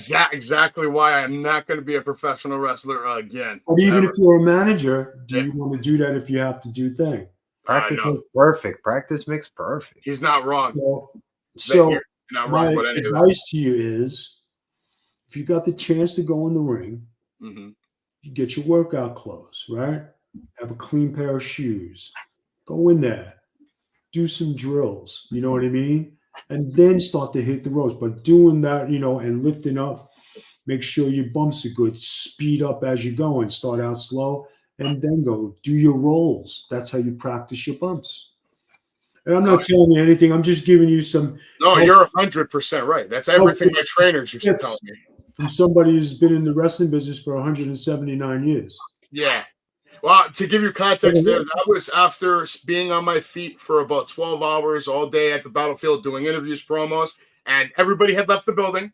And I had just finished doing my last interview, and I was about to leave and just go home. 2-hour drive back to New York from Pennsylvania. And I looked at the ring. Nobody's here. I'm like, I want to take a couple of bumps to just see how my back feels. And obviously, I totally forgot how to bump. Definitely didn't slap out. It had been a very long time since I had been in the ring. But I was just happy enough to say, hey, shit, man, at least I'm driving home. It's like... But I give you kudos for trying. Yeah, but if you're going to do it the right way. So all the things you said in the first hour, like you don't want to get hurt, you're 40 years old, you have a son you take care of and all this, doing something like that. What happens if you blow a disc out in your back because you want to feel like, and you didn't warm up, you didn't stretch, you didn't do anything to prepare yourself. That's the number one way to get hurt. And this is just some friendly advice from me to you and the millions and millions who are watching this video. That's right. Absolutely. I just had to get it out of my system. I've been there 10 times since then. I still haven't taken a bump since that day. But you're right. I after rolling, I had my debut over there, and just that one spot where I had to run around the ring. The wrestler was chasing me. All that looked great. But then sliding in the ring and just get the mere act of just getting the fuck up and getting the fuck out of the ring. I was like, yeah, I got to drop another 40 pounds. I got to definitely get my ass in the gym. You're not wrong at all. Now just take things slow. Your enthusiasm is wonderful. Your aspirations of wrestling are great. But if you really want to contribute and you want to set an example, especially with a podcast like this, and people are going to listen to you, practice what you preach. You want people to listen to you. Show them how it's done. Get in your sweat clothes. Don't care when nobody's. I wear the ugliest sweat. My wife laughs. I've been wearing the ugliest sweat clothes to the gym for 30 years. But when I peel it off and I go to the pool and I'm in my bathing suit, they recognize. They know. Yeah, they know what's up. I see the pictures. We all do, Vito. You've been putting in the work, man, and I really hope that somebody else notices and takes advantage of the opportunity, which is getting you back on TV to entertain the millions, because I know that your talent is still there. It's still untapped, and I don't think we've seen the best of Vito just yet. You know what? Every time I go away, come back a little wiser. You come back in better shape, and then people realize, okay, where you been? You know what I mean? That's just doing life. Come back with one more run. That's all I'm asking for, is just one more time around. Hey, Vito, question. Were there any wrestlers in the past that you did not like to work with or maybe had an issue with? No, man, everybody has their thing in life, and you're married to somebody, you make the best of it. You wrestle with guys, you wrestle with them. But remember, when you're in a company, you all got to be family, so you can't hold nothing. If if things get to be a struggle, you talk it out and you try to fix it. You know what I mean? It's just it's just. How is it like? Because I know you had great chemistry with RVD, and if I'm lying, you could call me a liar. It's okay. Yeah. But how was it with Mr. Kennedy? Because I remember that match, and to me, in my eyes, as a wrestling fan, I just felt like something was off. I felt maybe Mr. Kennedy is trying to be nonchalant. I mean, if you could tell me to shut up if I'm wrong or I'm reaching, but I don't know, the way he covered you. I mean, it was already 1, 2, 3. He's still holding you while he lets go. He gives some facial expression to the camera, like I can't believe I'm doing this. Am I wrong that I'm reading that? I mean, because when I watch a match, the reason why because when I watch a match like NXT, what I'm watching now, I see the facial spread. I see the movesets. You talk about the bumps with Savage. Yes, all of that. I want to make sure it's just smooth, as you say. Would you say there was just something wrong in that match, or I'm just maybe out of my goddamn mind? He was getting a push. Michael Hayes was in his ear to be aggressive. Everybody loved me back there. You know what I mean? Nobody ever wanted to do anything bad to me. And I knew what my job was. So it was like, there's nothing bad about nobody. So, things happen. And I'm sure guys didn't like that they had to do a job to the guy in a dress, but that's just what they wanted. And I used to tell all the guys all the time, guys, you got to bring it. I got to take but Vito. No. I wrestled Savant as a Vito. Come on. I said, you guys got to bring it. I said, people got to believe I'm a tough son of a bitch. So you guys got to hit me. And I don't know why people give you shit, because let's just face it, maybe everybody here is blank out of their minds, but you did fight Sir William Regal, and the way you won that match, you could say, I don't know if you want to say it was controversial at that then, because you just had the dress over his head. You go for the roll up, 1, 2, 3, you win. But William Regal is already made man there. He's already done it all. He worked with Vince McMahon. He gets a lot of props in the back. I mean, I just don't get why people would still like Kennedy, hot star, giving shit, behind the curtain. Just doesn't make no goddamn sense when you're seeing someone like William Regal doing that for you. You're talking about a young guy getting a push, and he was just brand new on the scene. And you talk about a ring savvy veteran who's worked with the best in the world and been in there, and wrestling was in his blood. So it's two guys who know their job. William Regal was one of the best workers around, probably one of the best ever. And Mr. Kennedy was just learning how to be a worker, So I mean, Did it ever surprise you when he got let go of WWE? Did that ever surprise you? Like, oh my God, I can't believe, because you talk about the push he was getting. He was a young guy coming up trying to learn the business. Did that shock you a little bit? Like, oh wow, I can't believe there's always a reason why something happens. But if you guys ever want to watch a match that you could really judge, and my wife, always says, probably one of the best wrestling matches for people to watch. Myself against MVP. If you want to watch a match where I actually said, Vince, what kind of match is it? Vito, it's going to be 5 minutes. Go out there and win. I said, okay. We went 5 minutes full blown, and we wrestled. There were no spots called. That was just going out there and wrestling. If you take the time to watch that match, that's what you want to be as a wrestler. Did you ever lead a match in WWE? Did you ever just took the ball and told people that this is what we're going to do, this is how we're going to do it? But you were just a guy, or you guys would just work together? People respected me in the dressing room. They know remember, they all knew I was a perfectionist. They all said, all right, guys, let's do this and let's do that. Let's make it right. There was never no heat with me working. I wrestled Chris Benoit, and they flew me to England to wrestle Chris Benoit. I was home and they said, Vito, we need you to go to England. I said, why, something wrong? He said, no, we need you to wrestle Chris Benoit. I wrestled him. We had a good match. You know what I mean? So, they put me in there with the best talent. So you wrestled some of the best man of all time, man. But what a life you lived. Even moments like this. You want to tell me about going on, what was that, Double Dare with Hacksaw Jim Duggan? Double Dare, another great show, right? Yeah. I got to do Double Dare. I got to be on Shipmates, which is another cool show. I've done movies. Shipmates was cool, man. Never heard of it. Oh, you better look it up. I'll look it up. There's me kicking Crowbar in the face.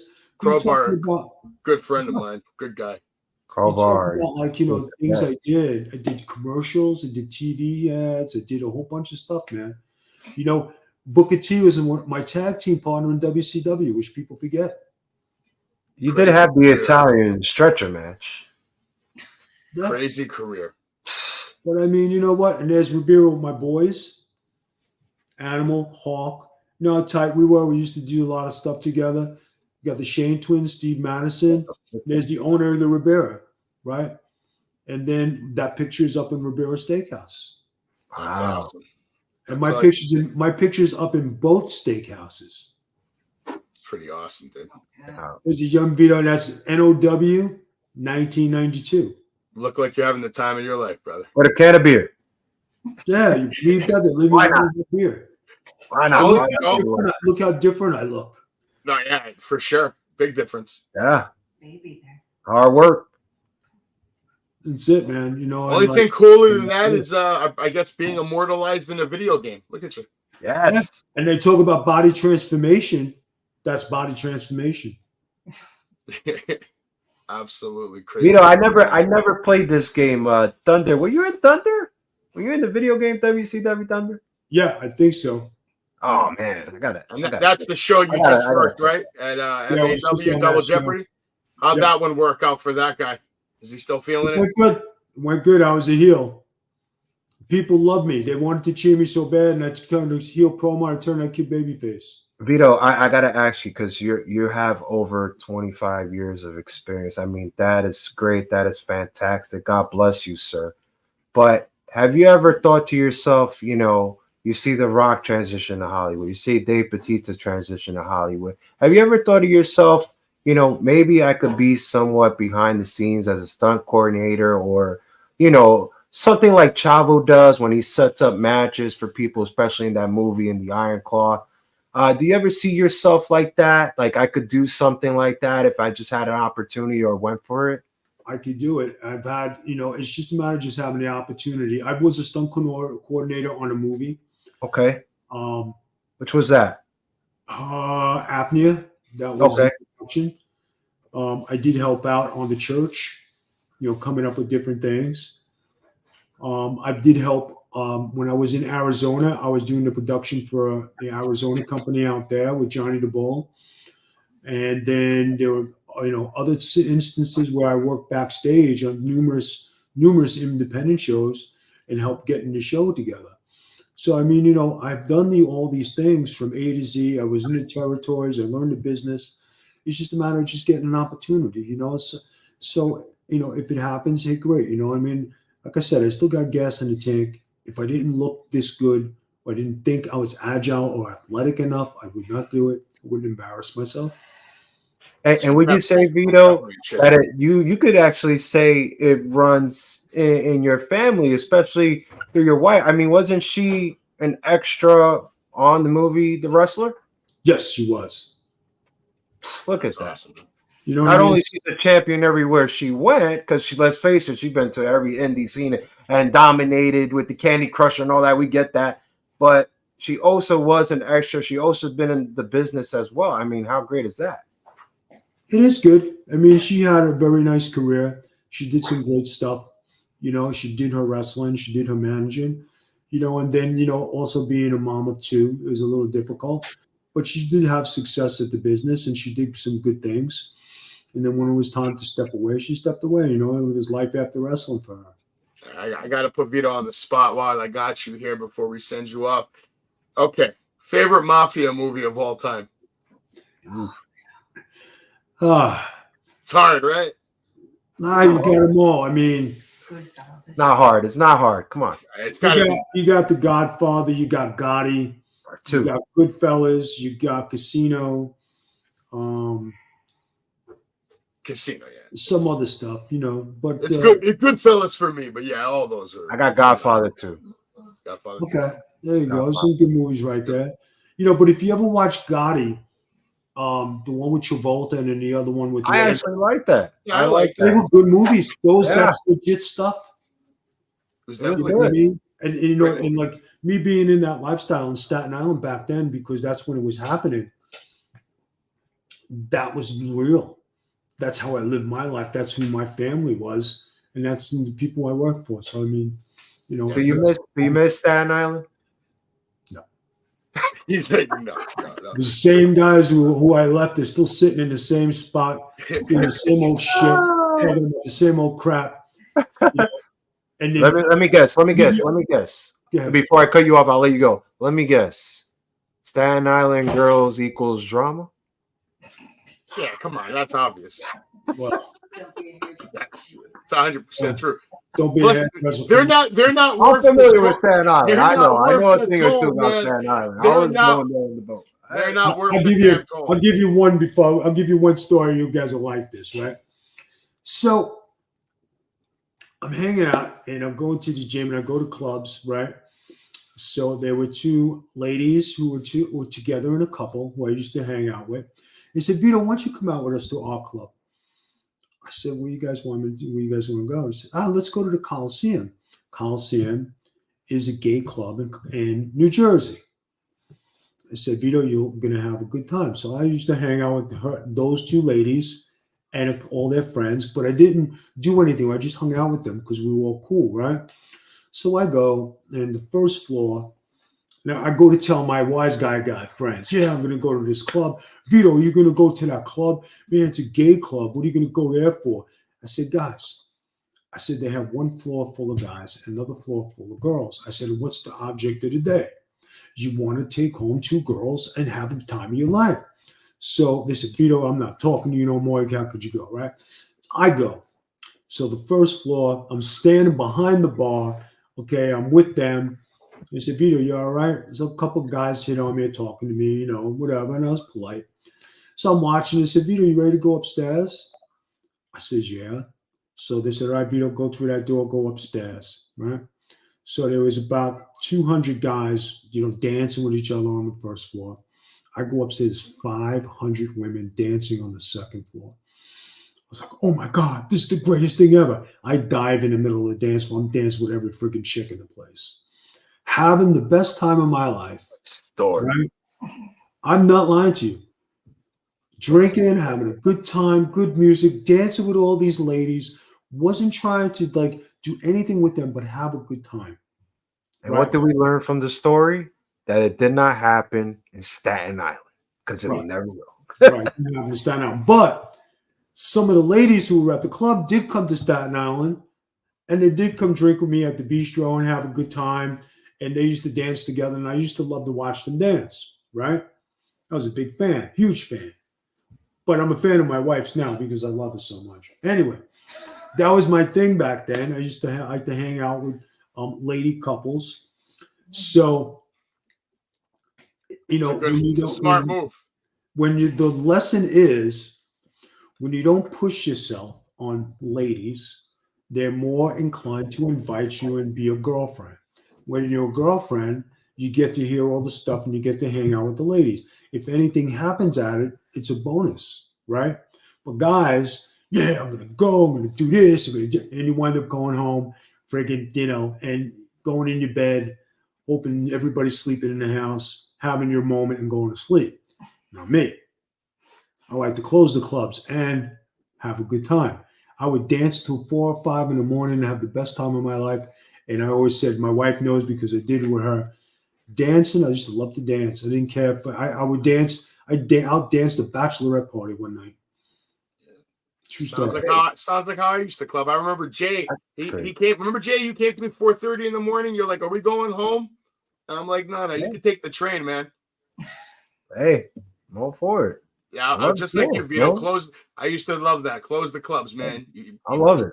Take full advantage of the night. Sound Factory, Limelight, all that. Yeah, all that stuff. All White Castle burgers. Oh yeah, but Limelight was the crazy. That was crazy. Yeah, I mean, it had its moments. Let me tell you something. There's so many clubs I used to go to all the time, and I used to go, and I was the Jersey Shore before the Jersey Shore. That's the truth. Did you ever hang out with this guy? Vito from behind, got him with the right hand. There's a wake-up call, and another one. That one was on the chin. Knocking out what's left of. I just wrestled him and suplexed him. Bam Bam Bigelow. He was big on the Jersey Shore. I think he was boys with DDP. They had a couple of spots, I think. Yeah, I mean, but that's where it was. When you used to go to Jenkinson's and hang out, which you can't afford today because the pie that was $18 back then is now $44 today. Yeah. Disgusting. Crazy. Life has changed for the worse. It's getting fucking crazier by the minute. Everything's getting crazy expensive. Yes. What are we gonna do, Mr. Vito? We got to get you on fucking TV. Maybe you should be on Tulsa King with Stallone. My favorite show ever. That's why love me and Stallone wear the same Versace clothes, the same look, the same everything, right? And like me and Stallone, we have Versace jewelry, and I'm like, I got that. Look at my necklace. I got dude, you would fit into Tulsa King like perfect. I think I could do Tulsa King. I don't even need to do a script. You said, what are you talking about? All right, exactly. We're talking about this. I got you. make up my own lines. You just come on one episode, whack a guy. Well, what's the big deal? No big deal. That's it. I know. I like it. Vito, I want to thank you so much for taking the time to come and talk to us tonight. Thank you. Before I let you go, could I ask you to do me a favor? Could you give Marty Jannetty a little message that I'll play for him on his show on Thursday? Marty, I would like to thank you for opening my eyes in the WWF and being my first opponent. I know I always thank you, and we always talk about it. And Marty's response was, Vito, it was a pleasure, especially to see you elevate your career and do something great in it. Hope you're feeling good. I hope everything is good. You got my number. Give me a jingle like Kris Kringle, because we could mingle and make history. I love it. Vito, perfect, man. Thank you so much for joining me, brother. Give your wife a big hug and a kiss tonight. And I just want to say a shout out to my wife. Yes. She does all the work behind the scenes and does all the producing and the promoting and runs everything in social media. She works her heart out. I want to thank her for standing behind me during this. And, got to be a team. I take care of her. She takes care of me. And, hopefully we'll get to have one more run and we'll get to celebrate and we'll get to do some great things. Thank you to my wife. And if you guys could plug all our stuff, it's the Big Vito brand. You got it right there, guys. I'm accepting bookings. I need to work. Guys, if you could have me come to any occasion, we'll work with you. Check us out on all the, all the good stuff. Twitter, Amazon, Facebook, everything. We're on Amazon too, aren't we? No. I got to get a spot on Amazon. I got to sell some. We used to be when you podcast. You should write a book on Amazon. Oh my God. What, on returns? I'm sure you could write a few books, man. You probably save somebody some money, some life lessons. Guys, it was a real pleasure to talk. Great talking to you, sir. Thank you so much for having me and giving me the courtesy. I greatly appreciate it. Appreciate you, brother, man. Best of luck in the future. All right. Take care, guys. Take care, brother. That was awesome. Big Vito. Great. Make sure everybody go follow the Big Vito brand. He's on YouTube, TikTok, Instagram, Twitter. Former WWE, WCW, ECW superstar. Go follow him and Noelle, his wife. They're absolutely awesome. Great content on Facebook, on Twitter, on TikTok. Go give them a follow. And in the meantime, what we can do is Jay can kind of update you on what the hell happened at NXT real quick. I wasn't even looking at it because I was interested in the stories that Big Vito was saying. I know. Carmelo Hayes wanted Strix Williams in a. I guess match. He won. These were the results from last week's NXT. Okay, just to give everybody a quick update of what happened last week. A lot, actually. It was a lot of matches last week. Baron Corbin, Braun Breaker, they lost the tag team titles last week. But then we have new competition here. And this is a preview of what we're supposed to see tonight. Do you know who won between Dijak and Noam Dar? No. That was like the beginning of the... That was the first match. That was the first match. But God damn it. I was into Big Vito, man. Big fan. Absolutely. I wanted to hear the stories. I wanted to hear what he had to say. So I did Trick Williams versus Carmelo Hayes is probably still going down right now. I gotta God bless my TV because I'm a little behind. So I'm actually Carmelo's coming to the ring right now, Jay. Carmelo's coming to the ring right now. Yeah, I'm actually trying to catch up right here. So this is a perfect deadly bed. Yeah, I mean we had some great content in the past WWE. We had Big Vito, God bless him, and his wife. They were really great. She does all the following. Make sure you guys follow Big Vito, the brand. It's great. It's amazing. He tells amazing advice. He just told Savage tonight amazing advice. Hopefully Savage just follows it, get out of that lazy workout and just start hitting those bumps, hitting that mat. But we'll see. Maybe once a week. We'll see. I gotta find a ring that's close to me. That's the real problem why I don't take bumps on a regular basis. You gotta listen to him. Listen, he said you use your arms. Like I'm gonna believe him. I think you should. I didn't even know that. I didn't even know that. He's not wrong, Jay. The reason why I took bumps like that. I know he's not wrong. That's after 20 years of not taking bumps the right way. You're definitely not going to take them. So you took it like that for that reason? Because you didn't take a bump in a long time, so you said I was a little hesitant to when you slap. I'll put it to you like this: when you slap down without wrist tape, you can damage your wrist, and this shit can pop the vein, and it can get purple. And I've done it once before, a long time ago. When I started wrestling, I didn't use wrist tape until I learned that lesson. And then after I learned that lesson, That's when I started using wrist tape. I didn't have any wrist tape. The main reason I took those bumps was just to see how my back would feel more than anything else. I just wanted to see that core on the back. Can I take the shock? Can I get back up? You know, and then hitting the ropes. The reason I was running like that is because I was in pain. I was on my feet for 12 hours. My feet were killing me. In a suit. Yes.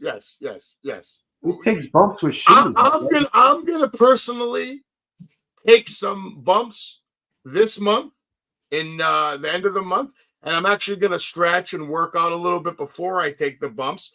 I'm going to put together a little video thing just for Vito. I'm going to send it to him and I'm going to thank him for the advice he gave me and reminding me why it's so important.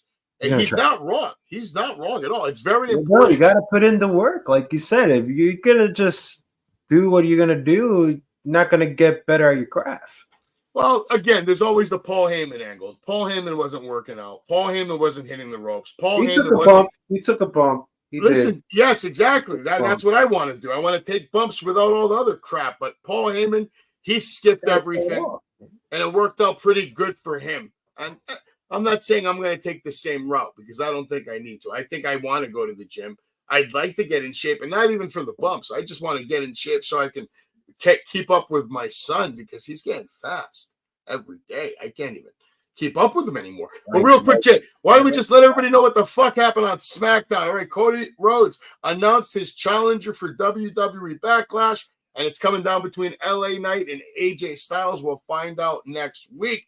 LA Knight defeated Bobby Lashley and Santos Escobar in the triple threat match to advance to next week's match. And this was actually a good match. I enjoyed it. I think Jay enjoyed it. LA Knight's definitely over. Now, Jay, I want to talk to you about this real quick. Solo Sikoa and Tama Tonga mercilessly attacked Jimmy Uso. What did you think about Tonga's debut?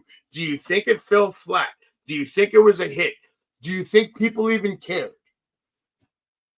It should not fall flat for people, but I can't talk about the people that were watching it that night. But for me, it hit. I'm intrigued in the bloodline story because now it seems we're getting new characters. You talk about your friend Jacob Fatu last week signing with WWE, which we still haven't seen, but I'm pretty sure that's going to be a character in the bloodline story as it goes. So what I was surprised that Tama Tonga come out. I thought he was going to be NXT bound. I'm surprised he cut his hair on the side. That's something new. He looked great. He looked good. I thought it was brilliant. I especially thought that now it's the time to elevate Solo and have him start talking. Before he was just standing there in the background, but now this is his time to elevate, and he can elevate Tama Tonga and, you know, Jacob and whoever comes after that. I mean, I thought it was a good debut. There's nothing bad about it. I'm intrigued. I'm interested to see what this guy's going to do next. Listen, I was definitely intrigued by this. I thought it was good shit. I enjoyed it. I think the casual fan probably had no idea who he was. But me personally, seeing Haku's son making his debut, and then you see that this is the start, the beginning of all these different bloodline members that are going to come. It's going to lead to a big civil war that will probably play out all the way to Survivor Series. And then that storyline will continue all the way into WrestleMania. The Rock is going to get back involved. We all know where this is headed, man. But I think we're going to get a babyface Roman Reigns out of this. I think we're going to get a super heel Solo Sikoa. I think we're going to get two versions of the bloodline. And I think we're going to get some quality entertainment. So I liked it. We had Braun Breaker defeating Cameron Grimes. Not much there except a spear and a 1, 2, 3. Tiffany Stratton looked great in her Clueless wardrobe. If you've seen the movie Clueless with Alicia Silverstone, you'll know exactly what I'm talking about. But she did come out. She disrespected the champion. She disrespected Naomi. And then, of course, Naomi went on to defeat Tiffany Stratton. It was a great match. It was a great match. She's on fire. She's on Bianca fire. Belair, Jade Cargill defeat Chelsea Green and Piper Niven. Jade looked good though, and she was happy just to be teaming with Bianca Belair right there. I don't have faith in her. Look at that picture right there, man. That's a hell of a Why would she be in a tag match for less than a minute? I don't know if they have faith in her having a singles match. She needs to have a singles match. I think they're just trying to be safe with her and book her very, very strong and not take any chances. And then we have AJ Styles defeating Kevin Owens and Rey Mysterio in a triple threat match. This match was actually really good. I liked it. AJ Styles looked great. Well, I did it. The finish was good. The finish was good. Styles count him 1, 2, 3. I would rather see AJ Styles versus Cody Rhodes than Cody Rhodes versus LA Knight. That's just my opinion. It's gonna happen, AJ. So I don't think LA Knight, you want to put him against Cody just yet. You might want to save LA Knight because LA Knight might be the guy who eventually beats Cody Rhodes. Maybe. There we go. The guy that guy that says whoop that trick is getting his ass whooped right here. He is getting his ass whooped in this very small NXT cage right now. But now we'll move on to Monday Night Raw. Sad news. Rhea Ripley was forced to vacate the women's world title. I hear that she's going to be out for at least 3 months. And she promises that when she comes back, she's going to be coming for blood. Liv Morgan's revenge tour. I'm not a big fan of it. I don't know what they're going to do with this. Jay, who do you think is the next women's champion? And that's all I want to know from this segment for you. I'm going to say Liv Morgan, just for the fact that they are giving her the heat throughout this whole segment. Yeah. And now they're putting the blame on her, so the fans are going to hate her even more. And I'm going to say this. I'm going to jump a little ahead. She had a promo to the camera a little later on the show. I thought it was great. Liv? Yeah. Rhea was also very good. Talk about the stars aligning the way you would never expect. I mean, Liv Morgan should be kissing. Listen, I'm worried about the Judgment Day without Rhea Ripley. I'm worried about the Judgment Day's ability to stay super relevant, super over, super strong without Rhea Ripley. That's why you have to give the belt to Liv Morgan. If she's out for 5 to 6 months, that's perfect. Rhea could come back, take the belt. It's over. More than likely. We'll see what's going to happen. Now, Sheamus also had his return to WWE Monday Night Raw. He would defeat Ivar. I actually liked the match. I didn't have a problem with it, but a lot of people were talking a lot of crap about Sheamus, saying he looked out of shape. I don't think he looked that out of shape to me. He's still in the ring. He's picking up Ivar, white noise off the top rope. You know, Sheamus is older now, bro. I mean, he still works out. He still does his thing. I still see muscle definition there. I think whoever thinks like that is insane. I mean, Sheamus had a good match. It was a great match because Ivar is a big guy that can work. And Sheamus did not look a little ring rust or nothing. If anything, he looked happy every single move he was doing and smiling at the fans. I mean, I agree. I think he looked healthy. I think he looked happy. I think he looks like somebody enjoying his life. Can I just mention people that I don't know why he does the bro kick, but I get it. But the kneecap finisher, I like it better than the bro kick. Yeah, but it could be a good setup to the bro kick. I could even see him having one more run down the line, but probably I think they're going to put him. I think he's going to be the one to beat Sami Zayn for that IC title. Maybe. We'll see. What did you think about the new World Tag Team titles that Triple H awarded to the Awesome Truth, unveiled them? Of course, I'll say this. R-Truth tried to be funny, and I think this segment went a little too long.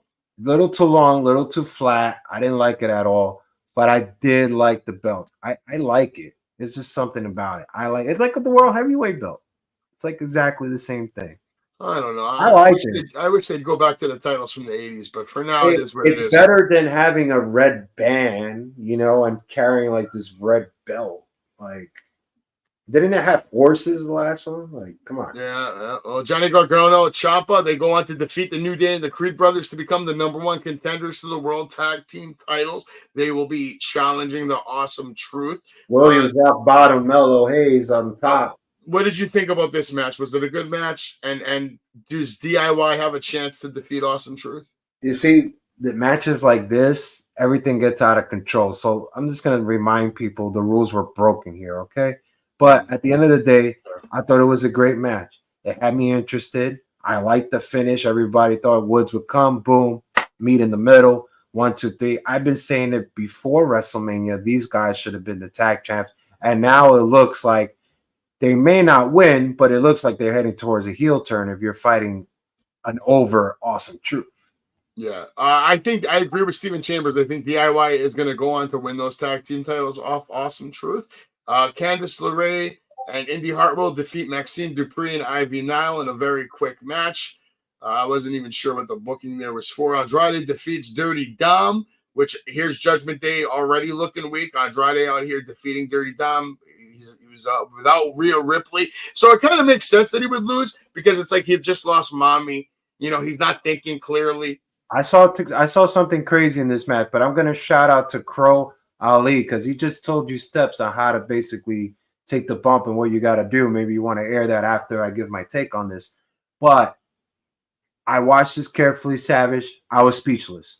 I'm going to tell you why I was speechless. It was a great competitive match. I liked it. I like the fact that Andrade is getting sort of a pop. I like the fact that he's booked with Judgment Day to give him some sort of rise. He's well-deserved and it's overdue. But I am going to say this, Savage. Is somebody on WWE TV, I don't care what it is, Raw, SmackDown, NXT, Premium Live Event, or whatever, we have never seen anyone do a Canadian Destroyer on that ring apron of what Dominic Mysterio did to Andrade. That speaks volume for me because I never seen it from anybody. And for him to do that, talk about the freaking confidence you got in this guy to pull that move with this man. Crazy. Listen, the match was good. Dom took the loss. Andrade looked good. Also, by the way, I want to give a big shout out to Canada. That crowd was on fire all night long. They made the show that much better. Chelsea Green, Piper Niven defeated Katana Chance and Caden Carter. Chelsea Green looking good. Piper Niven is back. Piper Niven, I heard her talking about how when Ripley gets back, she wants to run back some matches with Ripley because her put on some bangers at NXT. We'll find out if that's going to happen. And then Cody Rhodes gave thanks to those that helped him at WrestleMania. Cody comes out. Of course, he's super over. And then Jay is going to have a match with Finn Balor. Judgment Day, again, taking another loss on Monday Night Raw. That's 2 losses in the same night. Jay is really over right now. I love that shot of him leaving the arena at the end of the night and then, basically shitting on one of the fans, like shoving him. And then we get to the main event. IC Championship on the line. Sami Zayn would defeat Chad Gable. And this was an excellent match. Not just a good match, not a great match, an excellent match. Sami Zayn's entrance to the arena, well done. Brilliant. Beautiful. Loved how they set it up with Jay leaving, Sami coming in. The setup was good. The story was there. He's like, I used to come here when I was a kid, and I'm going to come back in the same way I used to, right through the front door. He took his time getting to the ring and put on an absolute clinic with Gable. And then the only thing I wasn't a fan of is me personally, I would have pulled the trigger on Gable winning the title, but as a super heel, because I feel like he already got a lot of heat for basically attacking Sami after the win. Got a lot of heat. But how much more heat would he have got if he would have robbed him of his title with some dirty tactic? You know what I mean? It would have been even that much more nuclear. But we didn't go that route. Sami Zayn is still your champion. Fucking awesome match. And then Gable just assaulting Sami after the match. This is how Monday night went off the air. And I love it. Even though I wasn't the biggest fan of it because I wanted Gable to win, I love the fact that they're pulling the trigger on Gable, just going all out heel, asshole. I think this could be the reason he's going to have a big push now. And spring break, NXT, we got Dragunov versus Trick Williams. Trick Williams just won his cage match on NXT right now. Good match. Not a bad match. Good match. Have to watch that back. I don't know what happened with these matches. I'm assuming that the Authors of Pain won their match, and I'm assuming Rich Holland won his match. The guy that retired 2 weeks ago now is fighting. He's back. What happened with Thea Hale? I guess they had a match today, and I guess Paxley is getting that push to fight Roxanne Perez. So Paxley's getting the push. I want to know what happened with Tony D'Angelo. If anybody knows, let me know in the chat. That I don't know. So Ruka Little Weiss looked like they had a good match. I just didn't see the finish. Yeah, I don't know who won there either. We'll find out later. And just announced NXT Women's North American Championship coming soon. Be on the lookout for that. Real quick, before we end the show, we'll give you some of this.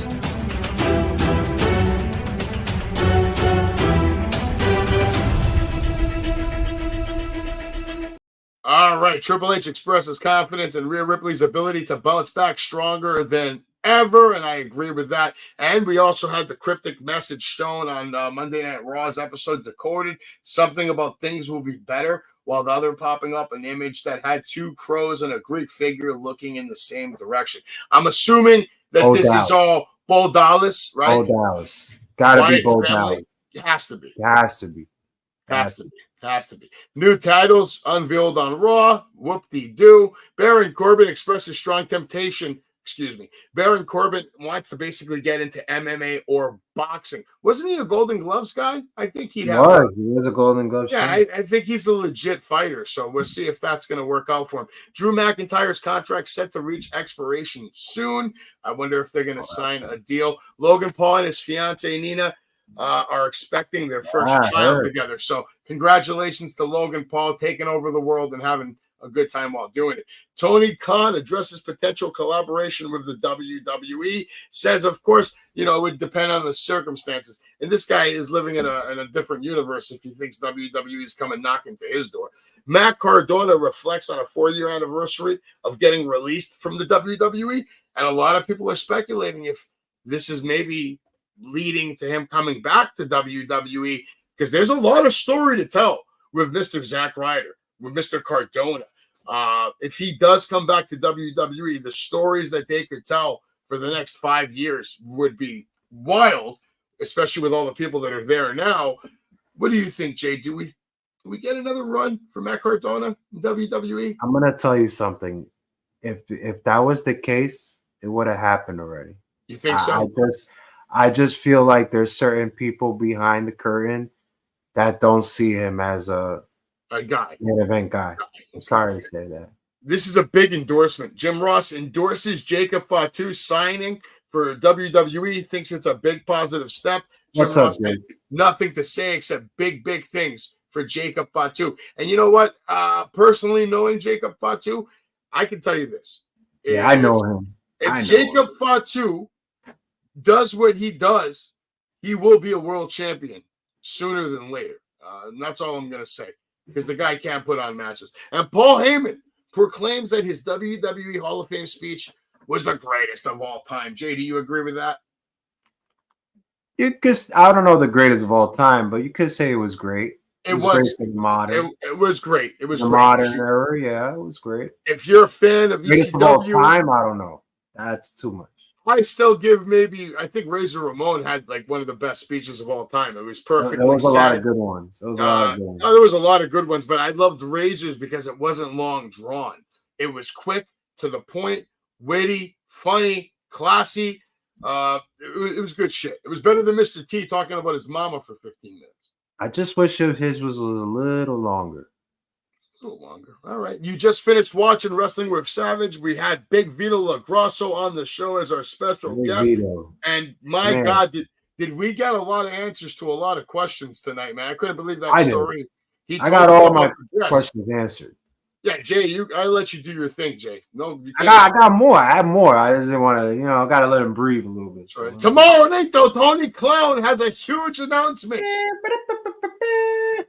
Make sure you're here with us live at 8 o'clock. We will be watching. You don't want to miss Swerve on a mic for 10 minutes. We will be watching all Elite Wrestling tomorrow with you, the fans, the Savage Kingdom. And will we have special guests? Will we have Guilt in here to give the take? Will we have time?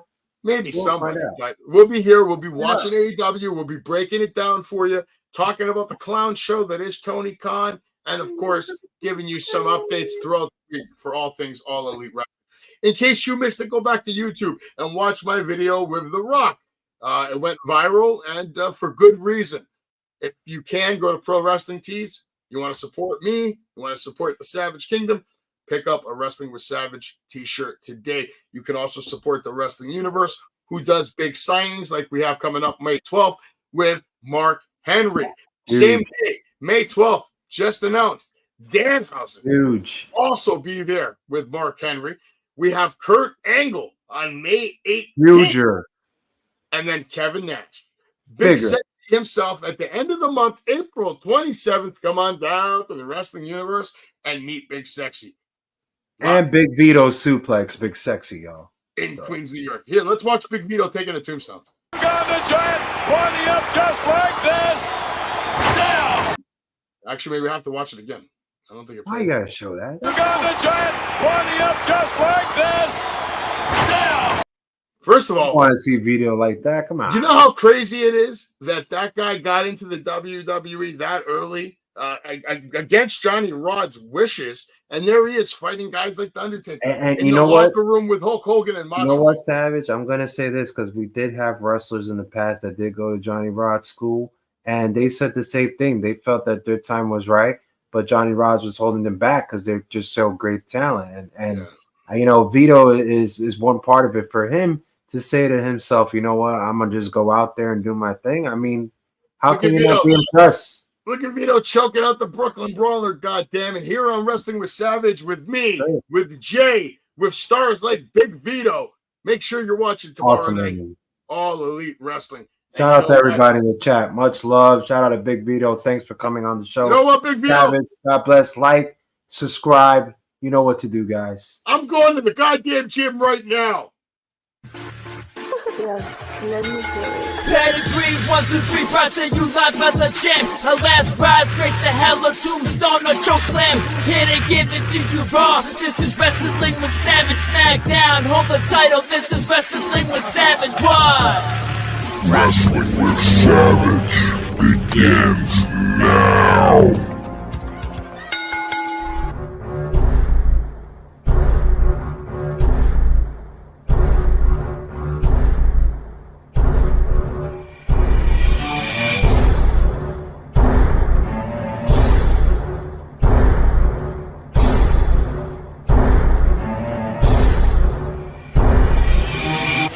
Oh my gosh, so close. He kicked out. He kicked out. He kicked